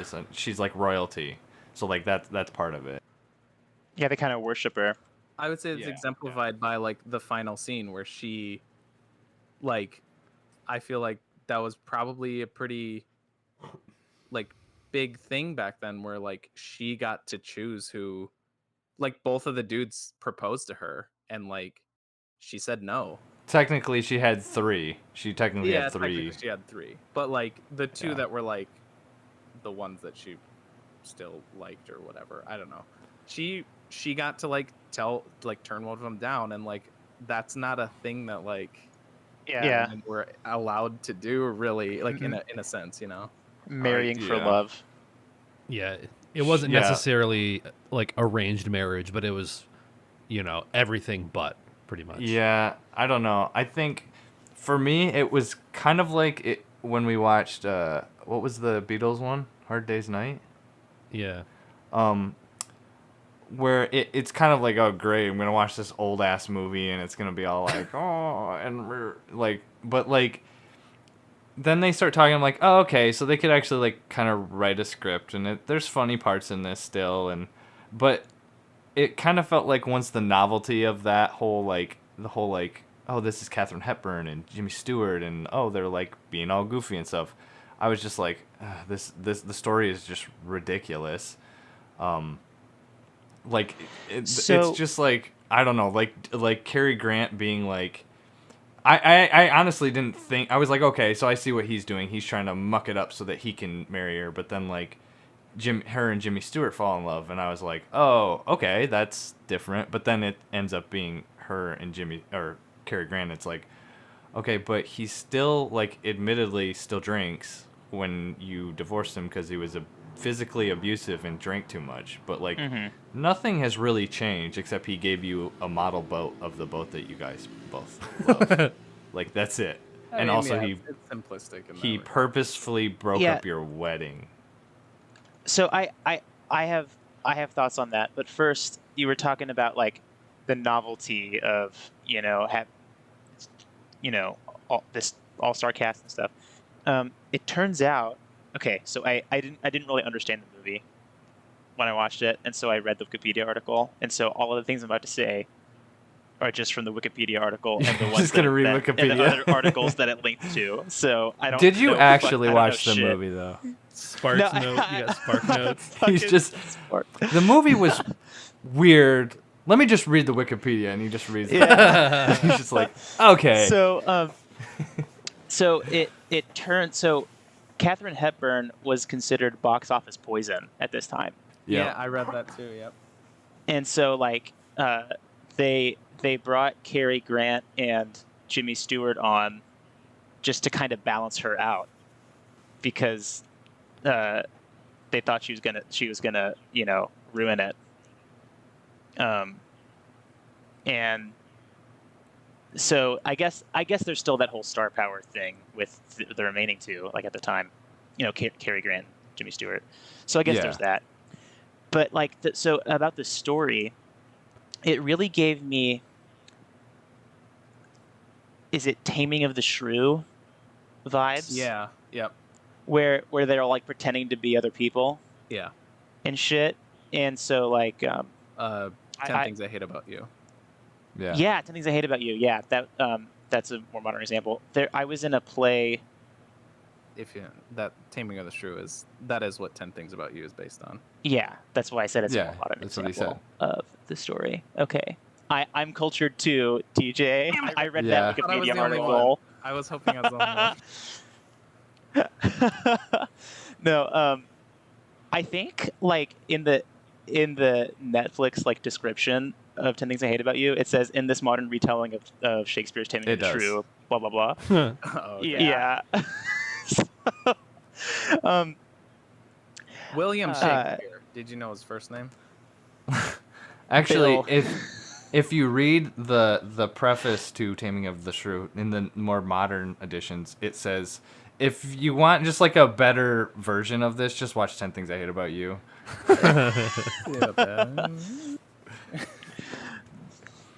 Anyways, oh my God. Yeah, so like the whole goofy hijinks, like, oh, we gotta pretend things to be other people and stuff, and oh, it's goofy and stuff, and I was like, oh, this is gonna be like one of like that story. But then halfway through, they just like drop the charade and they're like, oh yeah, we know who you are. It's done. Yeah. It's not. It doesn't even seem like it is halfway through. It seems like it's within like 30 minutes. But yeah, it's kind of. Yeah, it's. It's like, oh, okay. I guess we're telling a different story now. Yeah. Well, yeah, because I remember thinking like at the beginning, like, okay, who wants what, and like what are they trying to get out of it? And so when they set up the whole charade, like that, oh, we're gonna pretend that we know these that we believe that they're actually friends of our brother and not actually these reporters. I think so. Like it seems like the only reason is just to have a little bit of fun and fuck with them. And then and I'm like, okay, so I can see how you know, Audrey Hepburn, that's her name, right? Katherine Hepburn. Katherine Hepburn. Who's Audrey Hepburn? Is she a porn star or something? Did I just do it like? No. Yeah. No, No. she's an actress. She's unrelated. Breakfast at Tiffany's. Katherine Uncultured. Hepburn, and her little sister. Like I can see in their character like wanting to fuck with the reporters. Like, okay, and they like hammed it up and shit. Like, that was funny. But then like, why did Casey Grant not, like, what was in it for him to keep the secret too, you know? And I guess like he just wanted to see what would happen. But then it didn't matter in the end because they just decided like, we know what's up because Dad. I think he just wanted to get his foot in the door. Doesn't like this game anymore. Yeah. He just wanted to get his foot in the door chaos. because he wanted to try and basically like get her back before she got married. Yeah. No, Yeah. but I'm talking about like why wouldn't, so like Casey Grant went into the, you know, South Parlor or whatever to tell the reporters that, oh, they're glad you're here, you know, they're glad, or whatever message they said to give him. Like he just totally could have been like, oh yeah, they know, whatever, you know, like. He probably thought it was funny. I don't know. That's what I'm thinking too. I don't know. That's what I'm He thinking probably too. thought it would create more like chaos if like one Yeah. party was in on it, like the double cross kind of thing. That makes sense. Yeah. Yeah. Something I was so, gonna like, say. that was kind of like a cute, fun thing. Yeah. You brought the thing up about her being like box office poison, and this was like her like rebranding. Yeah. And also going along with the whole thing, like she had more I can't think of the word now. Agency. She had more agency. Like she actually played this character and there was like a stage play before the movie. And she actually like bought the rights to this movie to like, you know, to the script to make it a movie, like as a vehicle for herself. So it kind of makes sense that like she kind of has a rep, at least in my mind, she kind of has a rep of being like an early feminist, and like it kind of makes sense that she would like pick a movie like this and then like basically make it so her character has agency. Yeah. Yeah, she's not just like a damsel in distress or. Mm-hmm. Yeah. I wonder. She's in I wonder control if of the the whole movie thing. would work better as. I mean, I feel like a lot of those movies from that time period, also like from the 40s and the 30s, are just like, what if we took a stage play and made it a movie? Like I think a lot of movies from that era have those theatrical beats that would be like, oh, this is an adaptation from a stage play. Because I don't know, you guys are talking about like not necessarily like vibing with the movie or whatever. It makes me wonder if like functionally it would be better seen as like a theatrical production instead of a film, like that medium of storytelling. I still feel positively about the movie. Yeah. I still like it. I feel like the main point I was bringing up another movie around the same time. I think my main point was just that like I might have been like expecting more out of it when it just, in a lot of regards, I feel like I have seen, like, I don't know, I couldn't get out of my own head about like this. Like I was like, I've seen better Cary Grant movies. I've seen better Jimmy Stewart movies. I've seen better Katherine Hepburn movies. I've seen better screwball romantic comedies. I still really like a lot of like I love the wit, the writing that these characters had. I really liked the one that I wrote down as like my favorite was Cary Grant's. I thought all writers were alcoholic and beat their wives. I've always thought about becoming a writer. Yeah, that was so fucking funny. Yeah. God damn. Cary Grant was my favorite part. I think like after watching this, I think His quips and shit.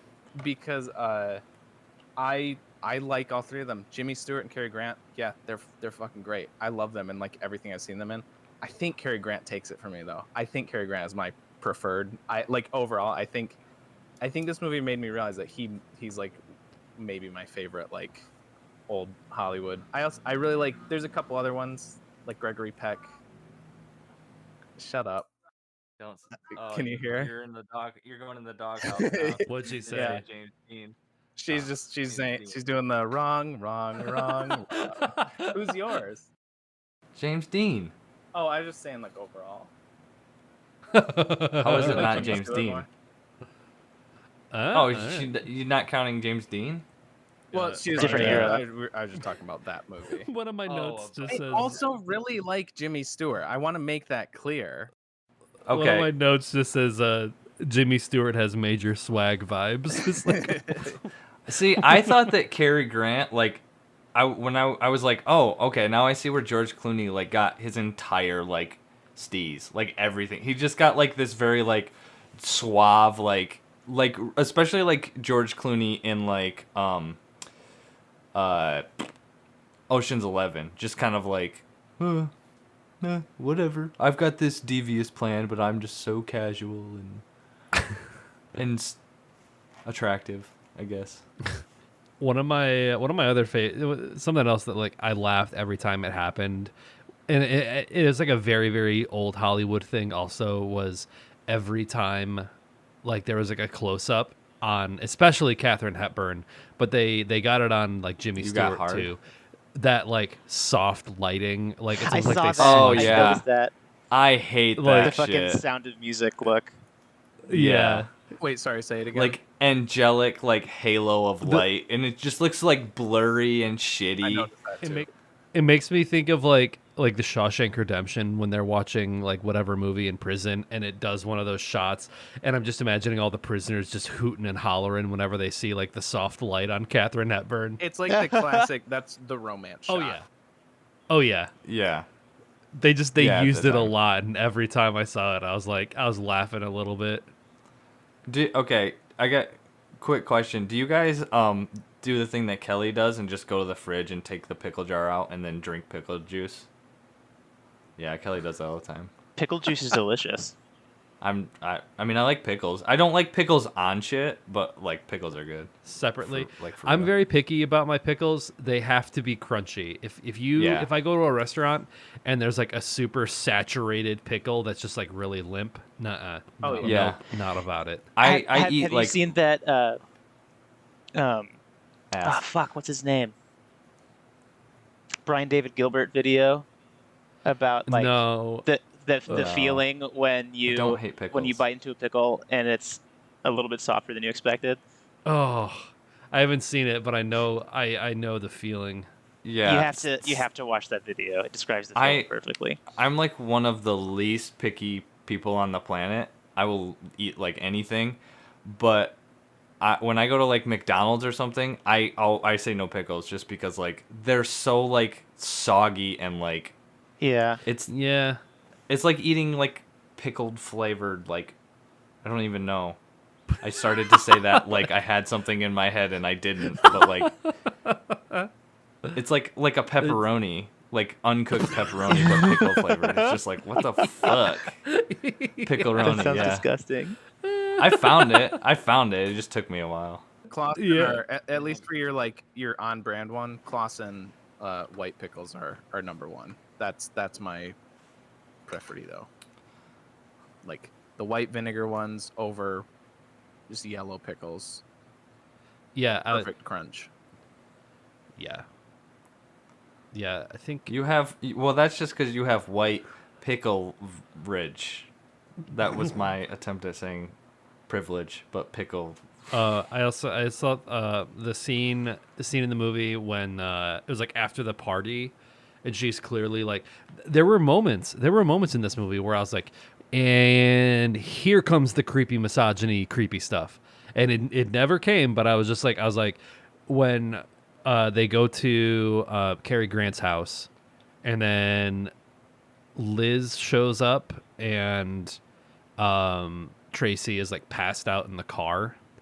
And then I think Cary Grant goes out and gets like real close to her. And I'm like, oh, Yeah. Are you about to start making some moves when she's like drunk and passed out?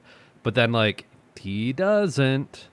But then like she wakes up, Jimmy Stewart gets in the car, and then like she drives him away, and I'm like, Yeah. oh hell yeah, let's do some drunk driving. What's up? This is great. That's awesome. Yeah, I do think like I think the issue, I think like a big reason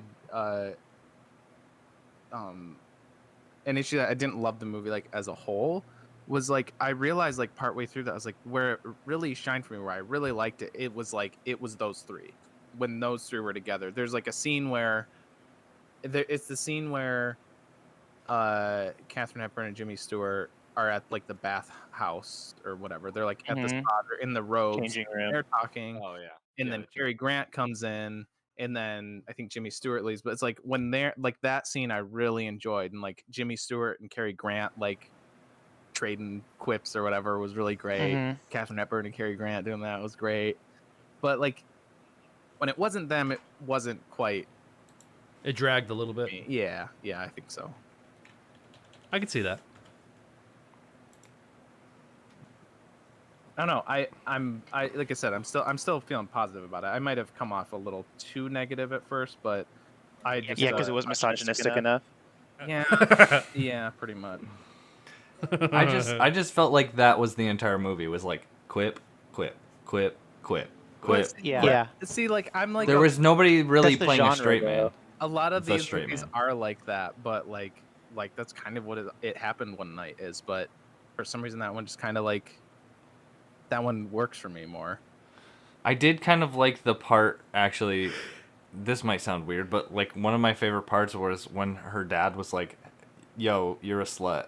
And she was like, what? And she kind of gets knocked down a peg. And then like at the end of the movie, like he's like, I'm proud of you for remarrying your abusive husband.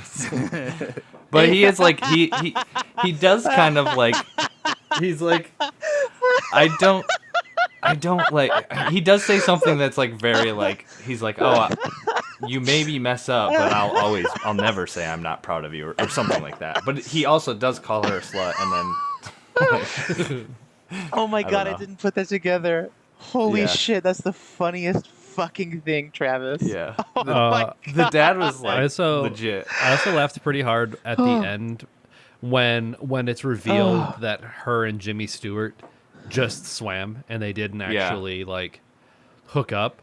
And then as soon as she realized, and then when Jimmy Stewart was just like, oh well, yeah, we never actually. It was just an innocent swim. And then she's like, Why she's didn't you mad. rate me? We never got P and V. I was like, wait, so now she's mad they didn't smash? Like, what are you talking Yeah. about? But Okay, yeah, so and then like Wikipedia has something to say about this. So this was in the days of the, what's it called? Hays Hays something or other. Code? Yeah, and so Hays Code. there's a whole subgenre of screwball comedy called a comedy of remarriage, and so Yeah. to get away with like having lots of different love interests and quote unquote affairs and shit, you have a divorced woman oh yeah. fuck around with some people and then get back together with the person that she divorced, and that's like how the story goes. And so like in the 30s and 40s, that was just like the norm in these movies, which is crazy to me because I was fucking floored when she ended up choosing Casey Grant, Carey Grant, whatever the fuck, I don't know people's names. Cary Grant, yeah. Is Casey Grant a porn star? So Probably. when Probably. Maybe James Dean Let's is. look Did it we already up. say that? Casey Yeah. Rand. Anyway, I'm not what was I talking gonna about? Oh yeah, search because that. I was like, what? Like this is not a story that I've been told before, but apparently that's one of the things that was one of the tropes. So I thought that was weird and interesting. Yeah, there's a yes, there pretty is, by the way. long history of like movies trying to get around stuff that was put out by like the Hays Code. There's a really interesting documentary actually called The Celluloid Closet, because like the Hays Code was also like they used that so you couldn't depict any sort of like non-straight relationships in movies back then, or like that's where like the bury your gays trope comes from, where it's like if two characters are like gay and love each other, one of them like has to die or be in misery by the end of it. It was like Hays Code was pretty messed up. You couldn't have extramarital affairs in movies, so they made them get divorced so they could sleep around and then get remarried. So you can't show that in movies, but we can show spousal abuse. Like, that part's okay. Oh, yeah, the whole thing is like Yeah. entirely backwards. Yeah. It's fucked up so bad. Yeah, so I wonder, like, how, like, if they had to be explicit about, like, no, we just swam in order to, like, get past the censors. Probably. Instead of Although just, she's like, technically not married, though. well, I don't well, know. doggone Like, it, I hit it raw. Why are you lying? It's still... It's, we were I mean, it's we still were in the sex. hot tub. You won't get pregnant. I don't know why I went with a southern accent instead of like a Jimmy Stewart. I forgot what we were doing. Well, we were in the hot tub. It's still not good. Turning into goofier. Yeah. Gosh. Yeah. Gosh. If you're on top, you can't get pregnant. Holy fuck. Pickles, right? Yeah. That's great. Jimmy Stewart's pickle. Jimmy. Oh, boy. I wonder if it's as long and skinny as his arms. It's He proportionate. looks like fucking Slenderman in that pinstripe jacket. he was. He's like Slender Man. He was like scratching his knees without bending over. It was crazy. So about the there was another thing that Travis was saying. Oh yeah, about how like she married her ex in the end, even though nothing changed. I disagree. I think something changed. I don't think anything changed about him. The change was in her. Yeah. Oh, You know what like I'm he saying? straightened her out. He hit Yeah, made well- her like well, yeah, straighten like- up and So I think the story they were trying to tell is Katherine Hepburn is like full of herself and like holds people to ridiculously high standards and enjoys being treated as like this goddess queen thing or whatever but then she gets kind of tired of people treating her that way. She's like, why the fuck are people treating me this way? And then Carey Grant is like, or is it Casey? Now I'm self-conscious It's about Carey. it. It's Carey. it's So Kelly Grant is like, well, it's because you treat people. It's because you always look down on people. She's like, what? No, I don't. And then what's his face? Her fiance is all like, you're my goddess, my queen. Yeah. I worship you. And she's like, ew, fuck that. And then and then I guess this is one thing that I didn't get, because then like fucking Jimmy Stewart was like, oh, you're not a goddess, you're a queen. You know, I you're not like other women. You know, we can't treat you like other women. And then for some reason that's attractive to her. Like that the difference. I don't know. It's like I couldn't see the difference between how Jimmy the Stewart two of felt about them. her and how her fiance felt about her. But then in the end, she ended up with her ex, who was like, the whole time was like, see, like you're a judgmental bitch. So realize that you're a human, and then fall in love with me again. And I think it's like her having the quote unquote affair the night before her wedding kind of like made her realize that she's not perfect or whatever. I think that's the story they were trying to tell. I don't know if that's like what happened. I miss like the last chunk of what you were saying because like a bug flew in front of my camera. Oh. It was really was that what that was? I thought you I got thought- like Phenomenon, like John Travolta or something. Oh, I was gonna say you're about to get Hereditary, like it was like that light. Oh. No, yeah, I think it was just a little like a moth or something Yeah, like that. But from what where you were starting off with that, I think that's 100% what it was. There was something especially in that last scene that made it really clear that something about I need to learn to love others, or I don't know. She basically says that at the end. I put myself on a pedestal or something like that, and now I don't, or whatever. Yeah. And yeah. So whether that's a good or bad thing, because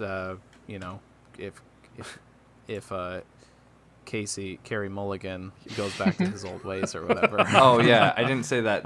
There is a porn star named Casey Grant, by the way. Of course. Tight. There's Casey with a K. There's another review Casey that Kasem. I feel kind of gets at that a little bit. Meg Bitchell on Twitter. She's kind of a funny film leftist, whatever person. But her review of Philadelphia Story on Letterboxd. It's so important to see yourself represented in media, and unfortunately, insane pussy / American goddess / mentally ill is an archetype I've only seen Katherine Hepburn play, so I only get to see myself in screwball comedies from the 40s.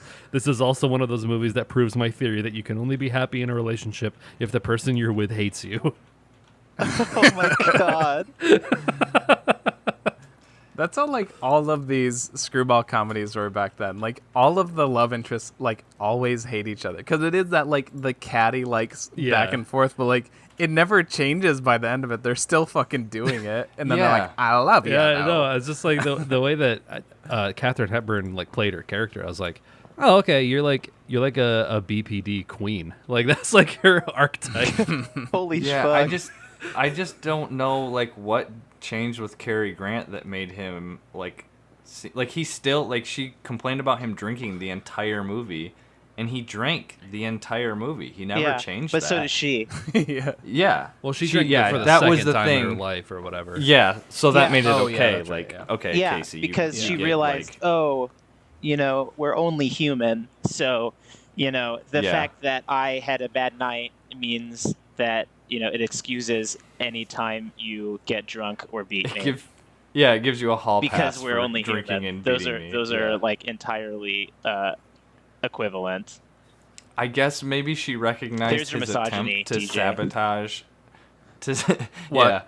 Yeah. I meant what? I said there's her misogyny is the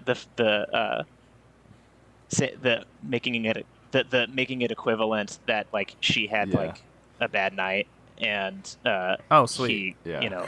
abuses her. 10 out of 10. So this is what you deserve. This is what you make him do. This 10 is out of 10. that's what No, Carey. I didn't see it that way. I saw it more as No, I'm saying it that way. No, I'm saying that way. Oh, Sorry. okay. I wasn't trying to put no. Yeah.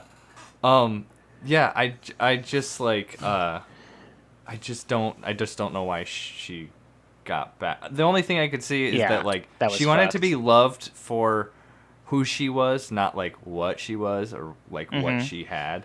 And Yeah, I think maybe his attempt at she saw his attempt to disrupt her whole wedding and stuff. He was so desperate to break it up that oh, he really does love me even though he hits me. Is that He what it loves was? me. Well, I don't know. I'm just theorizing. He loves me so much that he beats me. I think it's more like He beats me knows because he loves me. he knows me better than all these other fuckers. that's what I was about to say, Yeah. because Yeah. I think Yeah, that is. Kittrick, Yeah. Kittrick's character has a perception of her. Jimmy Stewart has a certain perception of her, because Jimmy Stewart's only Who? I mean, he's only known her for a day, and he's like, well, gee. That I know. When you think of it like that, yeah. And- I kept thinking of that. And then That was there's weird. the scene where the mother's just they grew up together, so it's they've Yeah. she's known him the Oh, yeah. longest, which I guess it kind of plays into some maybe not so great tropes, or the it's well, I mean, Stockholm syndrome, you grow attached to him out of self-preservation because you're in a shitty situation, so you convince yourself that it's actually good. But I do think that was the overall thing was just well, he knows me the best, so I'd Yeah, rather get I smacked mean, around by also- someone that I know than some random. Yeah, a familiar hand. At least I know how hard he hits. Familiar I think hand. Jesus. I think Holy that shit. That's the episode title, like- A Familiar Hand. the thing with Jimmy Stewart though is at first he he like has prejudged her by what he like has seen. Yeah. Like, oh, she's rich, she's a rich bitch, and The she's class spoiled. thing. But then like he gets to know her, and then he loves her for her, which is like why it was confusing that like it to me it seemed like he was like falling in love with who she really was. He saw past the whole like Yeah. like song and that's dance, true. and so I was kind of confused when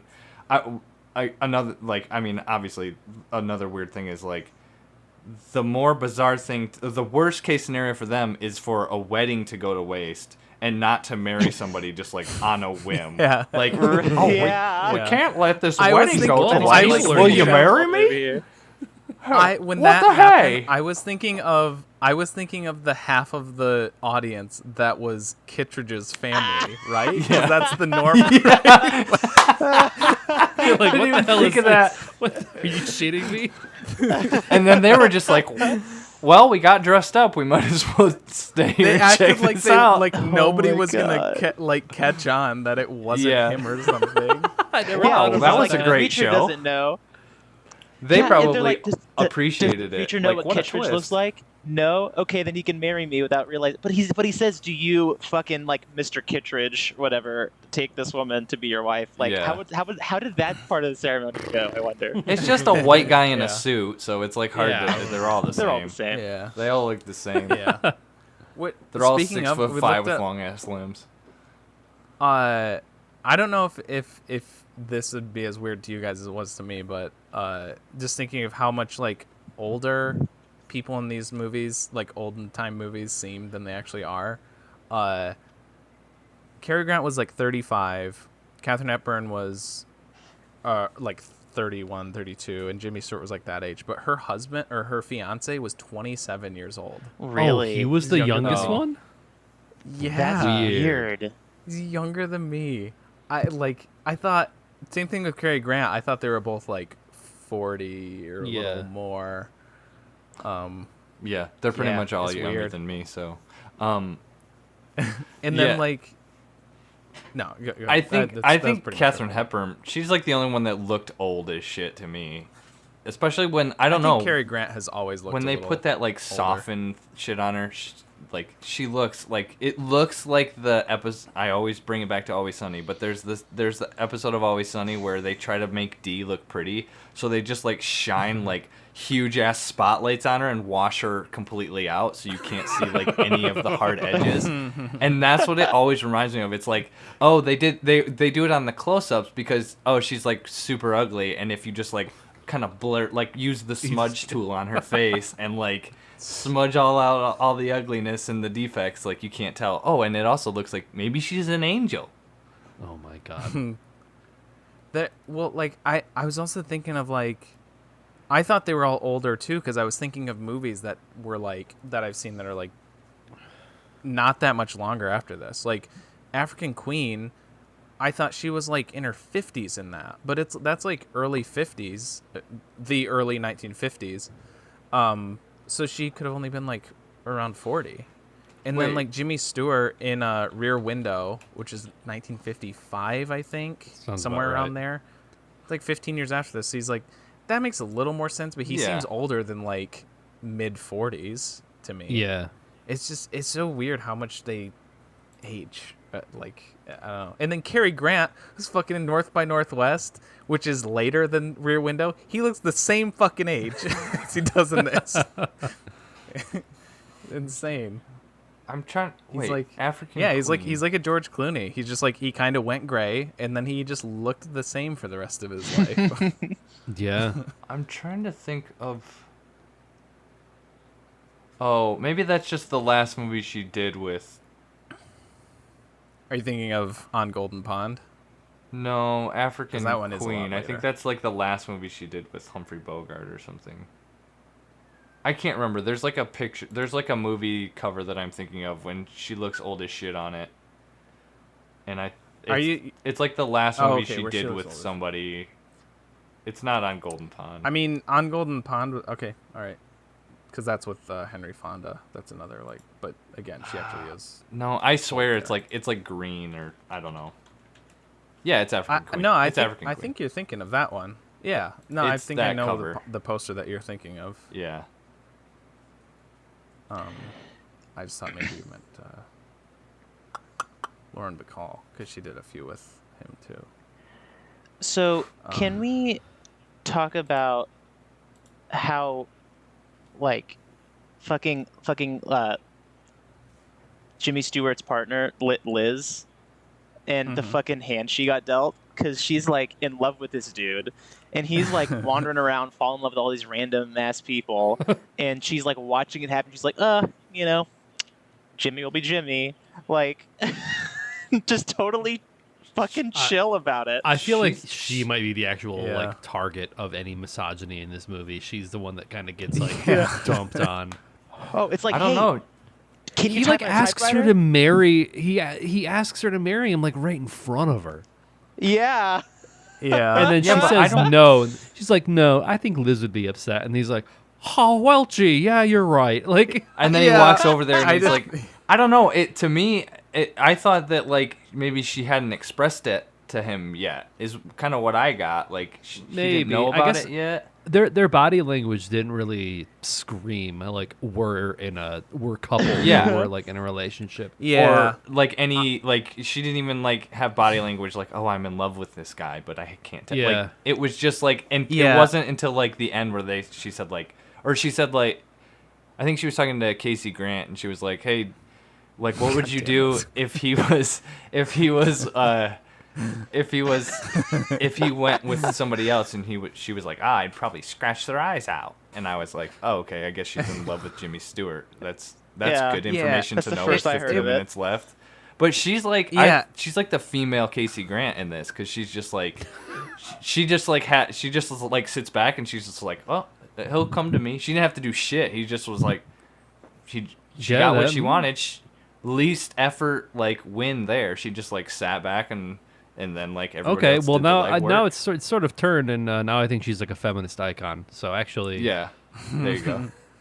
She's just like, I'm gonna let the men come to me. Her milkshake brought Yeah, the just boy like to Casey the yard. Affleck. Casey Affleck and Yeah. Casey Jesus Neistat. Christ. Neistat? Casey Neistat. Yeah, the Yeah. Casey Kasem. We're just. This is my favorite part Casey of the podcast, Grant's- where we just do loose word associations. yeah, free association with like someone's name. Oh my god. Carey. Yeah, I Byron. really That's what I loved thought Casey Grant's radio show. Once he retired from acting. Yeah. Yeah. Yeah. So Uh, that's probably the end of it, right? Yeah, I mean we're I'm- at about 2 hours. I don't know if you want Yeah. to yeah. move no, along, little doggy. I think I'm good with that. Yeah. Move a dog, little Yeah. longy. Okay.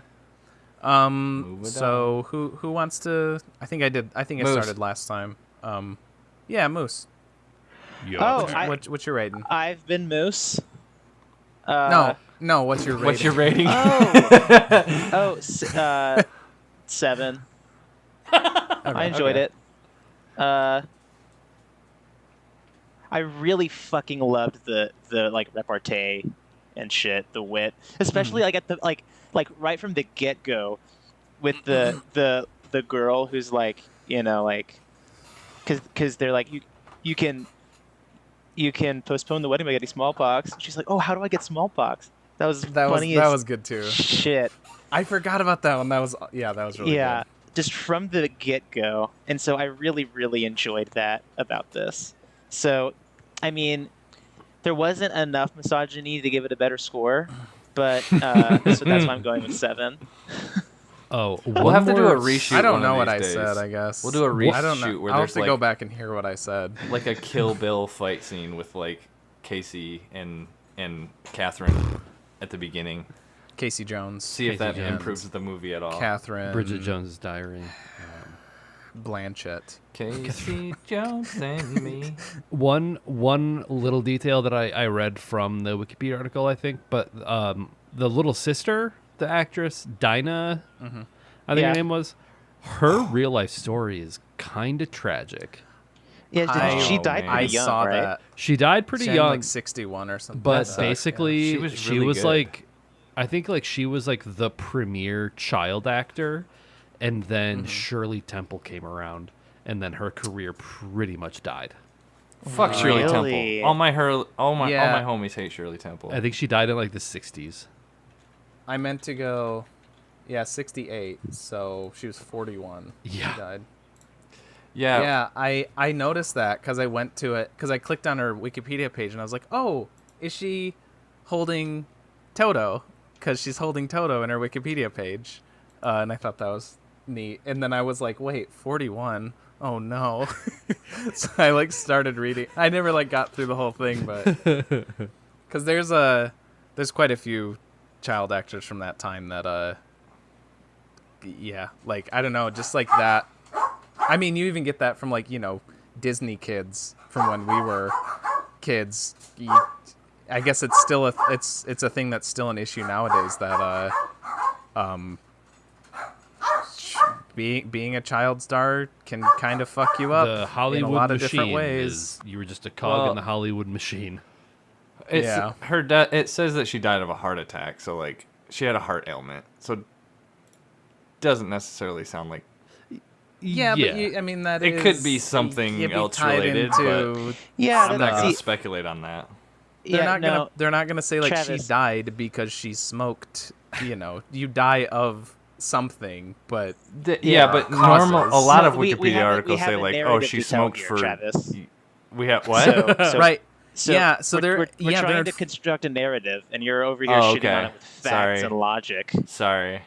yeah, right, exactly. Just like how they're inflating those COVID numbers. Like these people died. Yeah. You don't die of COVID. You have other things, but then they Oh, attribute it to it. Yeah, It's man, people exactly are gonna be like listening that. to this podcast in like 10 years and be like, COVID, man, I can't believe you. That's referenced exactly. Thank you, Moose, for pointing out Yeah. my joke that I Well, was also doing. we right talked about I like the type Yeah, of jokes that are explained it's- to me. it. Good teamwork. That does Yeah. kind of suck because I did think she was really good for like a kid, but like. Oh yeah, no, I she did was, too. She's pretty Yeah. funny. She was real. Yeah. Now that I think She about reminded it, me of the kid from 16 Candles, I think. The little brother. oh yeah, He just kind of like a similar like rapport. yeah. Something's is it in 16 Candles where he's like, oh, you're not gonna get to go to your sister's wedding? And he's like, promise. Promise. It's so Yeah, good. that's what made me So think of it good. because there was a line. I think the smallpox thing like reminded me of that bit. From that. Okay. I'll go who is it? next. Yeah. Yeah. I feel like I've been rating all these movies like really, really high. That's okay. It's okay. I kind of feel like I'm in between a 7 and an 8. I enjoyed it more than I thought I was going to. I think the cast is great, the writing is great, the banter, the dialogue, the chemistry between everyone is pretty great. I mean, would I watch it again? I don't know. Maybe to show someone who hasn't seen it, like, oh yeah, here's like this, pretty funny movie. Like, I had a lot more genuine laughs than I thought I was going to. Like, not even like, watching this in the context of 2021, sort of like, isn't it funny how antiquated they are? Like, some legitimate like gags like made me laugh. So, yeah, no, I'm like 8. Let's go with an 8. Okay. Yeah. Doggone I it. need to write I these think down. my I'm trying not to deduct from the score because of this, but when I was trying to watch it on HBO, it just sucked so much ass. It was just like I skipped like the first like couple minutes, so I didn't see the part where he like abused her. I just heard them talking about it. And then like it just like would stop playing. It would play like 2 seconds, and then it would freeze for like 2 seconds, and then it would play a second, and it was just like weird. really bad. So I stopped That's so watching it with annoying. like 25 minutes left, and I finished it the next day, and it seemed to play okay. But I mean, so my watch was You're the really one- like oh, okay. segmented. Yeah, it was probably left there. Yeah, that was me. Because when I started watching it, I was like, wait, what? I didn't start watching this already. And then I Yeah. started rewinding it, and I was like, oh, that was probably one of them. Yeah, no, it was that was bad. But like another thing I just realized is I wonder if this kind of invented the like girls like bad boys trope, because she like ended up going with the guy who's like a piece of shit. Yeah, I thought that it was Margot Robbie the whole time. It wasn't until I got the credits that I was like, she's such a girl boss. I thought that Yeah. it was. That is a callback to when we were talking about Cruella. I'll timestamp it here Thank you. Yeah, please timestamp all of the callbacks, please. for the podcast. What else did we talk Oh my about? god. Oh yeah, I really liked when Jimmy He wants to Stewart steal my came joke up. now that his thing is recording. Jimmy Stewart came up with his long ass limbs and tried to hug, and then he chopped somebody in half accidentally. That's a callback. Yeah. And then the reason Carey Grant wasn't like in it for like a big like that big like there was like a chunk like in the middle-ish, and he was doing a Netflix special where he was locked in his house. Yeah, and you never really saw her. You never really saw her fiance that much because he was off in the jungles of Uganda shooting a Hollywood film. Oh, was he like a- a action hero? Yeah, he was He was a commando, actually. He was a super commando. Yeah. Yeah. I don't know. So what's your rating? I don't know, like a 5.5, maybe a 6. Really? I don't know. It really felt like I was just like, man, this is a fucking Gilmore Girls episode. It's just too much like quippy bullshit. Like I am not. It's just Really? like, You don't alright. like that kind of shit? No, not. I mean, I do kind of like Clerks. There's a difference I between like this and but like Gilmore now like Girls. modern. Yeah, there is, but like modern day like Kevin Smith is like irritating, but like kind of the same thing. It's just it was just like too much, and I was just like, okay, but there was like some, it's like a time capsule of like a different era, and it's like It oh, really wow. is. They're like It really is. I'm surprised like how smart they are, I guess. Like that sounds like really like I don't know. I'm not saying that to be conceited, but That's just funny, 'cause that's a you guys- callback to Breakfast Club. Oh wait, we didn't talk about that. You guys just talked for like an hour about like Bo Burnham's special, but then you're like, oh, the dialogue's a little too quippy, a little too clever. No, I'm saying that's like I a am good s- thing. That's That's him like saying that. I just yeah, wanna say. that's the only thing that's keeping it up above like a 3 because like the story is Oh. just fucking bullshit. Like it's so like you know what Super you know what I fucking weird. equate it to is the beginning of Cruella. It's so like ham-fisted. Like, well, this fancy lady's getting married. Let's get the press in there. Okay, yeah, I'll use that to break up. It's just so like, what are you doing? It's a little So convoluted. yeah, 5.5 or 6, whatever makes it a round number. Yeah, At the end. I thought about that and like, but it's a better story than Cats, and I gave Cats a 6. Yeah, you but remember. cats had the colors and stuff. Cats did have the colors going. Cats for did it. a better But job this of has the jangling wit. keys in front of you. Yeah, there were no There were colors. no in this movie. colors What in the Yeah, this. not a fuck? single what I'm fucking saying. color. Horse That's shit. You know exactly what I'm Negative saying. 7. Wasn't color film was around, right? I mean, Well, yeah, but yes, but Was this like an it artistic wasn't like choice? a. Yes and no. It was kind of like sound. Like sound was around in 1927, but you still had years where silent films were still predominantly the mainstay. Yeah. It was one of those things that was kind of seen as like a. Color was seen as like a gimmick, like 3D. Like 3D. at Yeah. first. I was just Wow. gonna say like boomers were like, ugh, Yeah, these new kind kids of. in their talkies And- and their And color. just because it was like what people were used to. Yeah. A lot of like early color movies don't look, unless it's like Wizard of Oz, which just kind of nailed it. It's subjective, but whatever. Didn't because it used Technicolor. A lot of like early color pictures just kind of looked ugly because like they didn't really. You color things differently if you're coloring for black and white. Like if you want to make something look dark, if you turned that to color, it might not look as nice. So you had a lot of filmmakers who, kind of like silent film, didn't.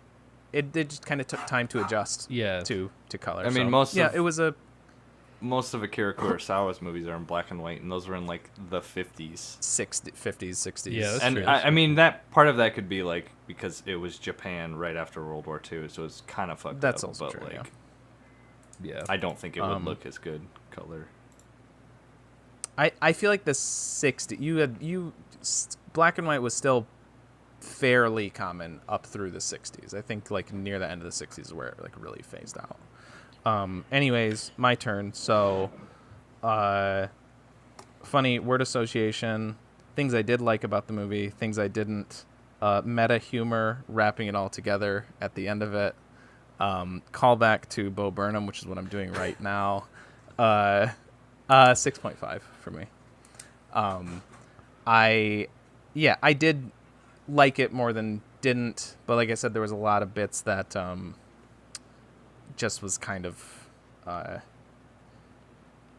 like I said, I mostly liked the main three. Not to say that like the rest of it was just dog shit, but I'm saying like that was where I got most of the enjoyment. But it was just a little to hit a 7 for me. So, it fit that sweet spot. It was like right in between those. So, yeah, I'm giving it a 6.5. Yeah, you guys and your fucking like half integer scores, like, you gotta fucking commit. Like what's the point? What's the point said 8. of I having said a 8. scale from 1 to 10 this time? Yeah, you did. This time, but you're guilty Moose. of it too in the past, Nick.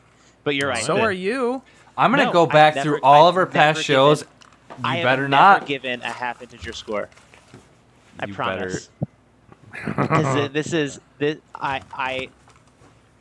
is important to You know me what? because if we might as well be doing on a score from 1 to 20, and you can give it an 11, and that way you're more precise. Or we could just do a score from 0 to 1, and then then you can just pick any fucking number in between 0 and 1. Doesn't even have, because like that's just so arbitrary, Or we could do fucking negative infinity to positive infinity, and I'll be like, oh, I think this movie is like a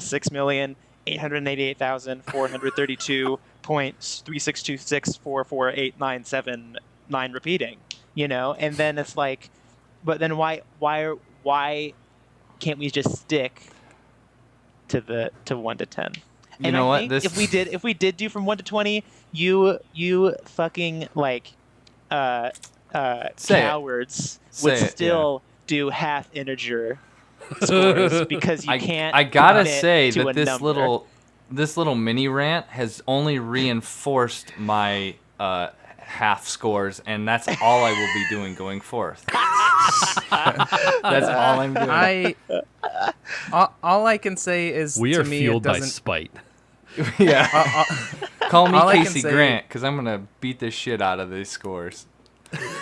All I can say in my defense, because I usually use Letterboxd, which is out of 5, but you can do halves, so it's kind of out of 10. Mm-hmm. There have been times where I really wish I could have gotten slightly more, like, I wish it could have been... Like a 0.25, 0.5, Yeah, 0.75. something like that.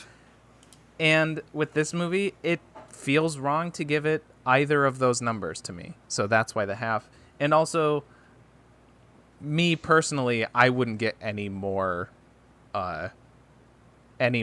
particular than a half, I guess. I'm not speaking for everyone here, but Yeah, I would wouldn't- only add a half. I wouldn't get more molecular if that makes you than feel that. a little better.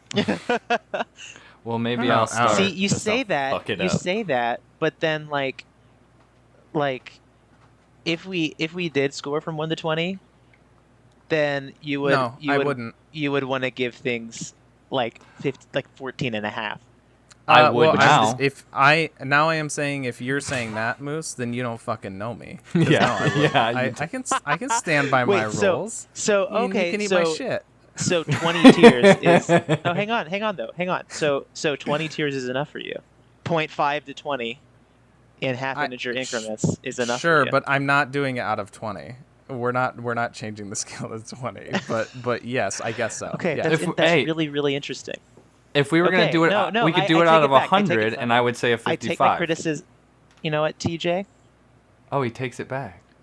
No, I don't take all of it back. Just the accusation that TJ would require more than 20 levels if given the opportunity. 5.5. I'm taking that back because I trust you. But you're still criticizing Thank you. the half score. Oh, absolutely. Yeah. Oh, okay. I was just gonna change my score to a 6, but 5.5.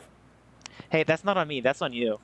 That Nah. you're when you die and go to the fucking pearly gates, like you're gonna have to account for this, not me. Yeah, So, and I'm gonna be praised for my standing on my my beliefs.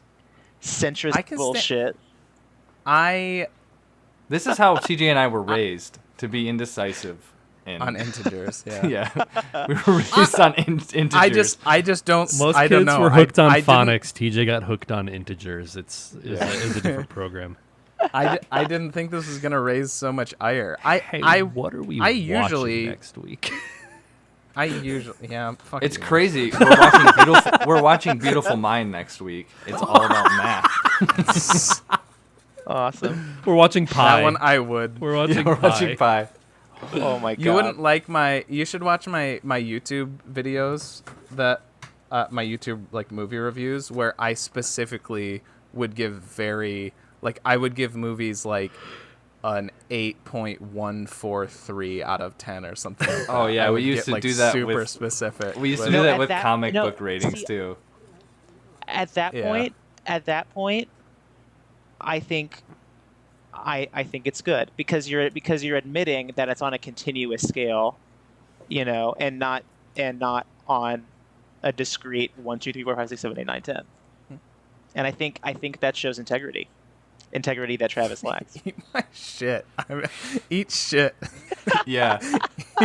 I agree with TJ. I stand with TJ in solidarity. Eat shit and No, I was saying that 8.143, like that's that. I like that. I was saying okay. I do like that because it shows integrity that you're not still trying to give this half-assed appearance of a discrete scale where there's only finitely many levels. oh There yeah, you can I actually would say like you can be more precise with it, and like I'm okay with that. If we want to like break down rating subjective things like art is it's kind of bullshit in and of itself. So you do kind of Wow. have to have a facade of way to throw Sure. our entire premise in the trash. I mean, yeah. I'm not the first movie critic to. And this is the last to episode admit of There Will this. Be Duds. Thank This you is- for tuning in, everyone. We've just self-realized like You our thought the own, East of like, Eden argument was destruction. bad. Wait until we start talking about numbers. about the very conceit of the The show. downfall of the show.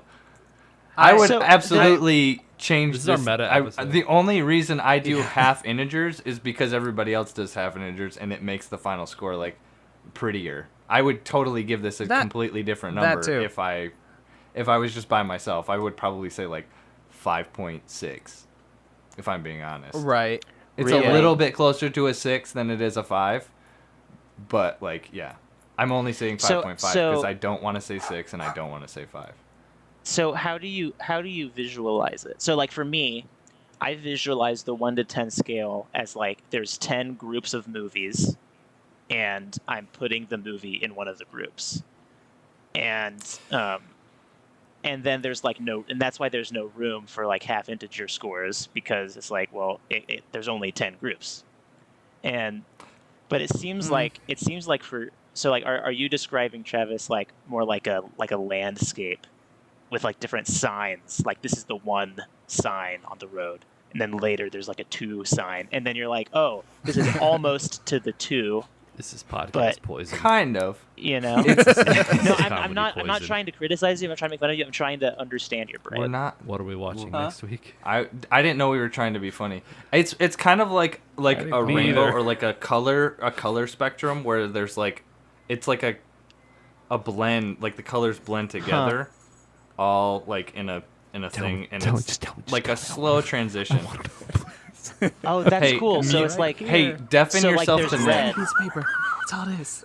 Yeah, but then red slowly goes to orange, and Yeah. it's like yeah. and so if you're trying to be precise, you wouldn't say like red or orange, because it's actually more like of a scarlet or whatever. Yeah. Okay. Yeah, I'm yeah. into that. Okay. Yeah. I'm into that. Like I That's don't want to neat. say Thank you- 6. thank you for I don't want to explaining say that. 5. Yeah. So you've come over to the dark side, is what you're saying.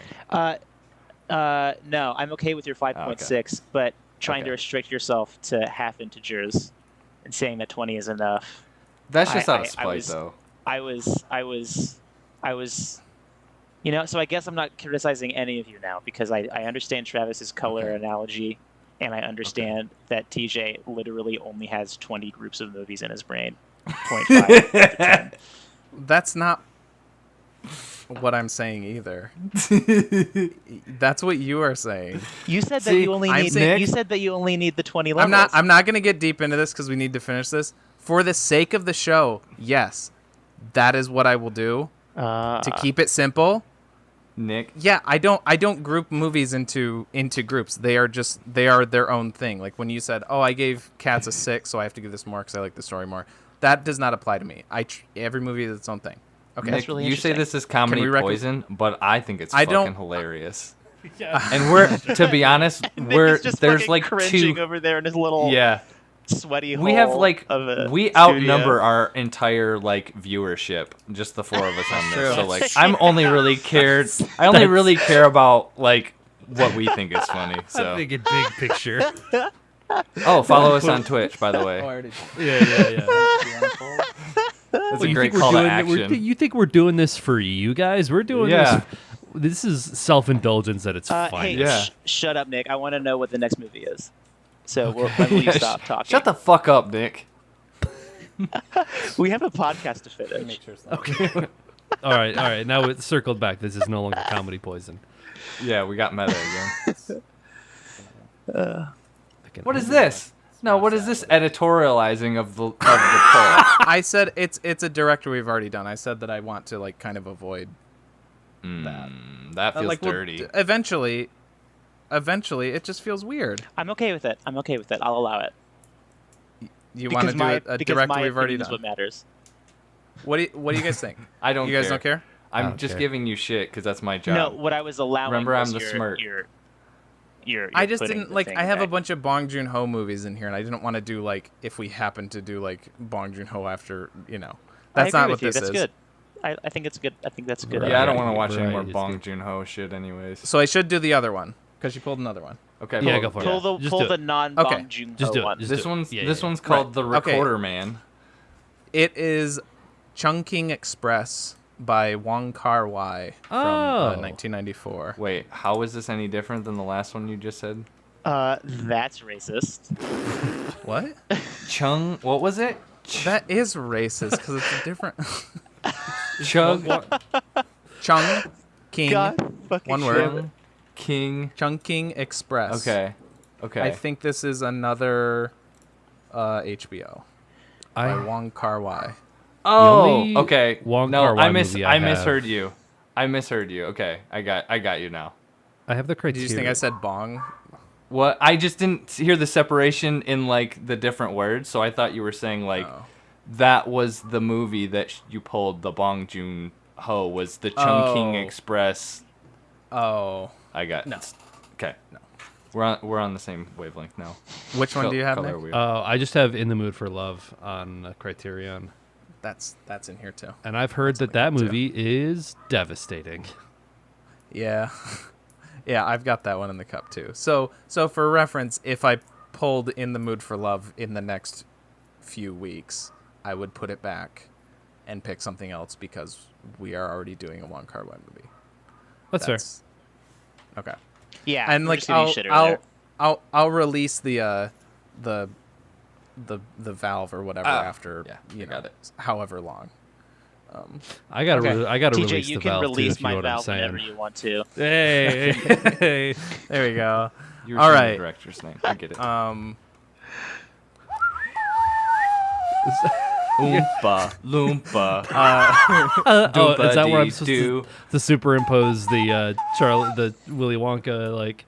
Yeah. Okay, I'll do that. This has been There Will Be Duds. Holy fuck! What a fucking shit show. Yeah, that's why the Oompa Loompas come in, because they're here to like the most sing a listenable song show about on how Twitch. Yeah. How shitty we are at this. Download audio.fm. I've been J-Spot Jack Cheese Super Tim, and with me, Hi, I'm Dr. Again. Funk on Twitch. Super Funk. I'm the Super General, aka Casey Travis Super Casey. And I'm Tommy, the Moose.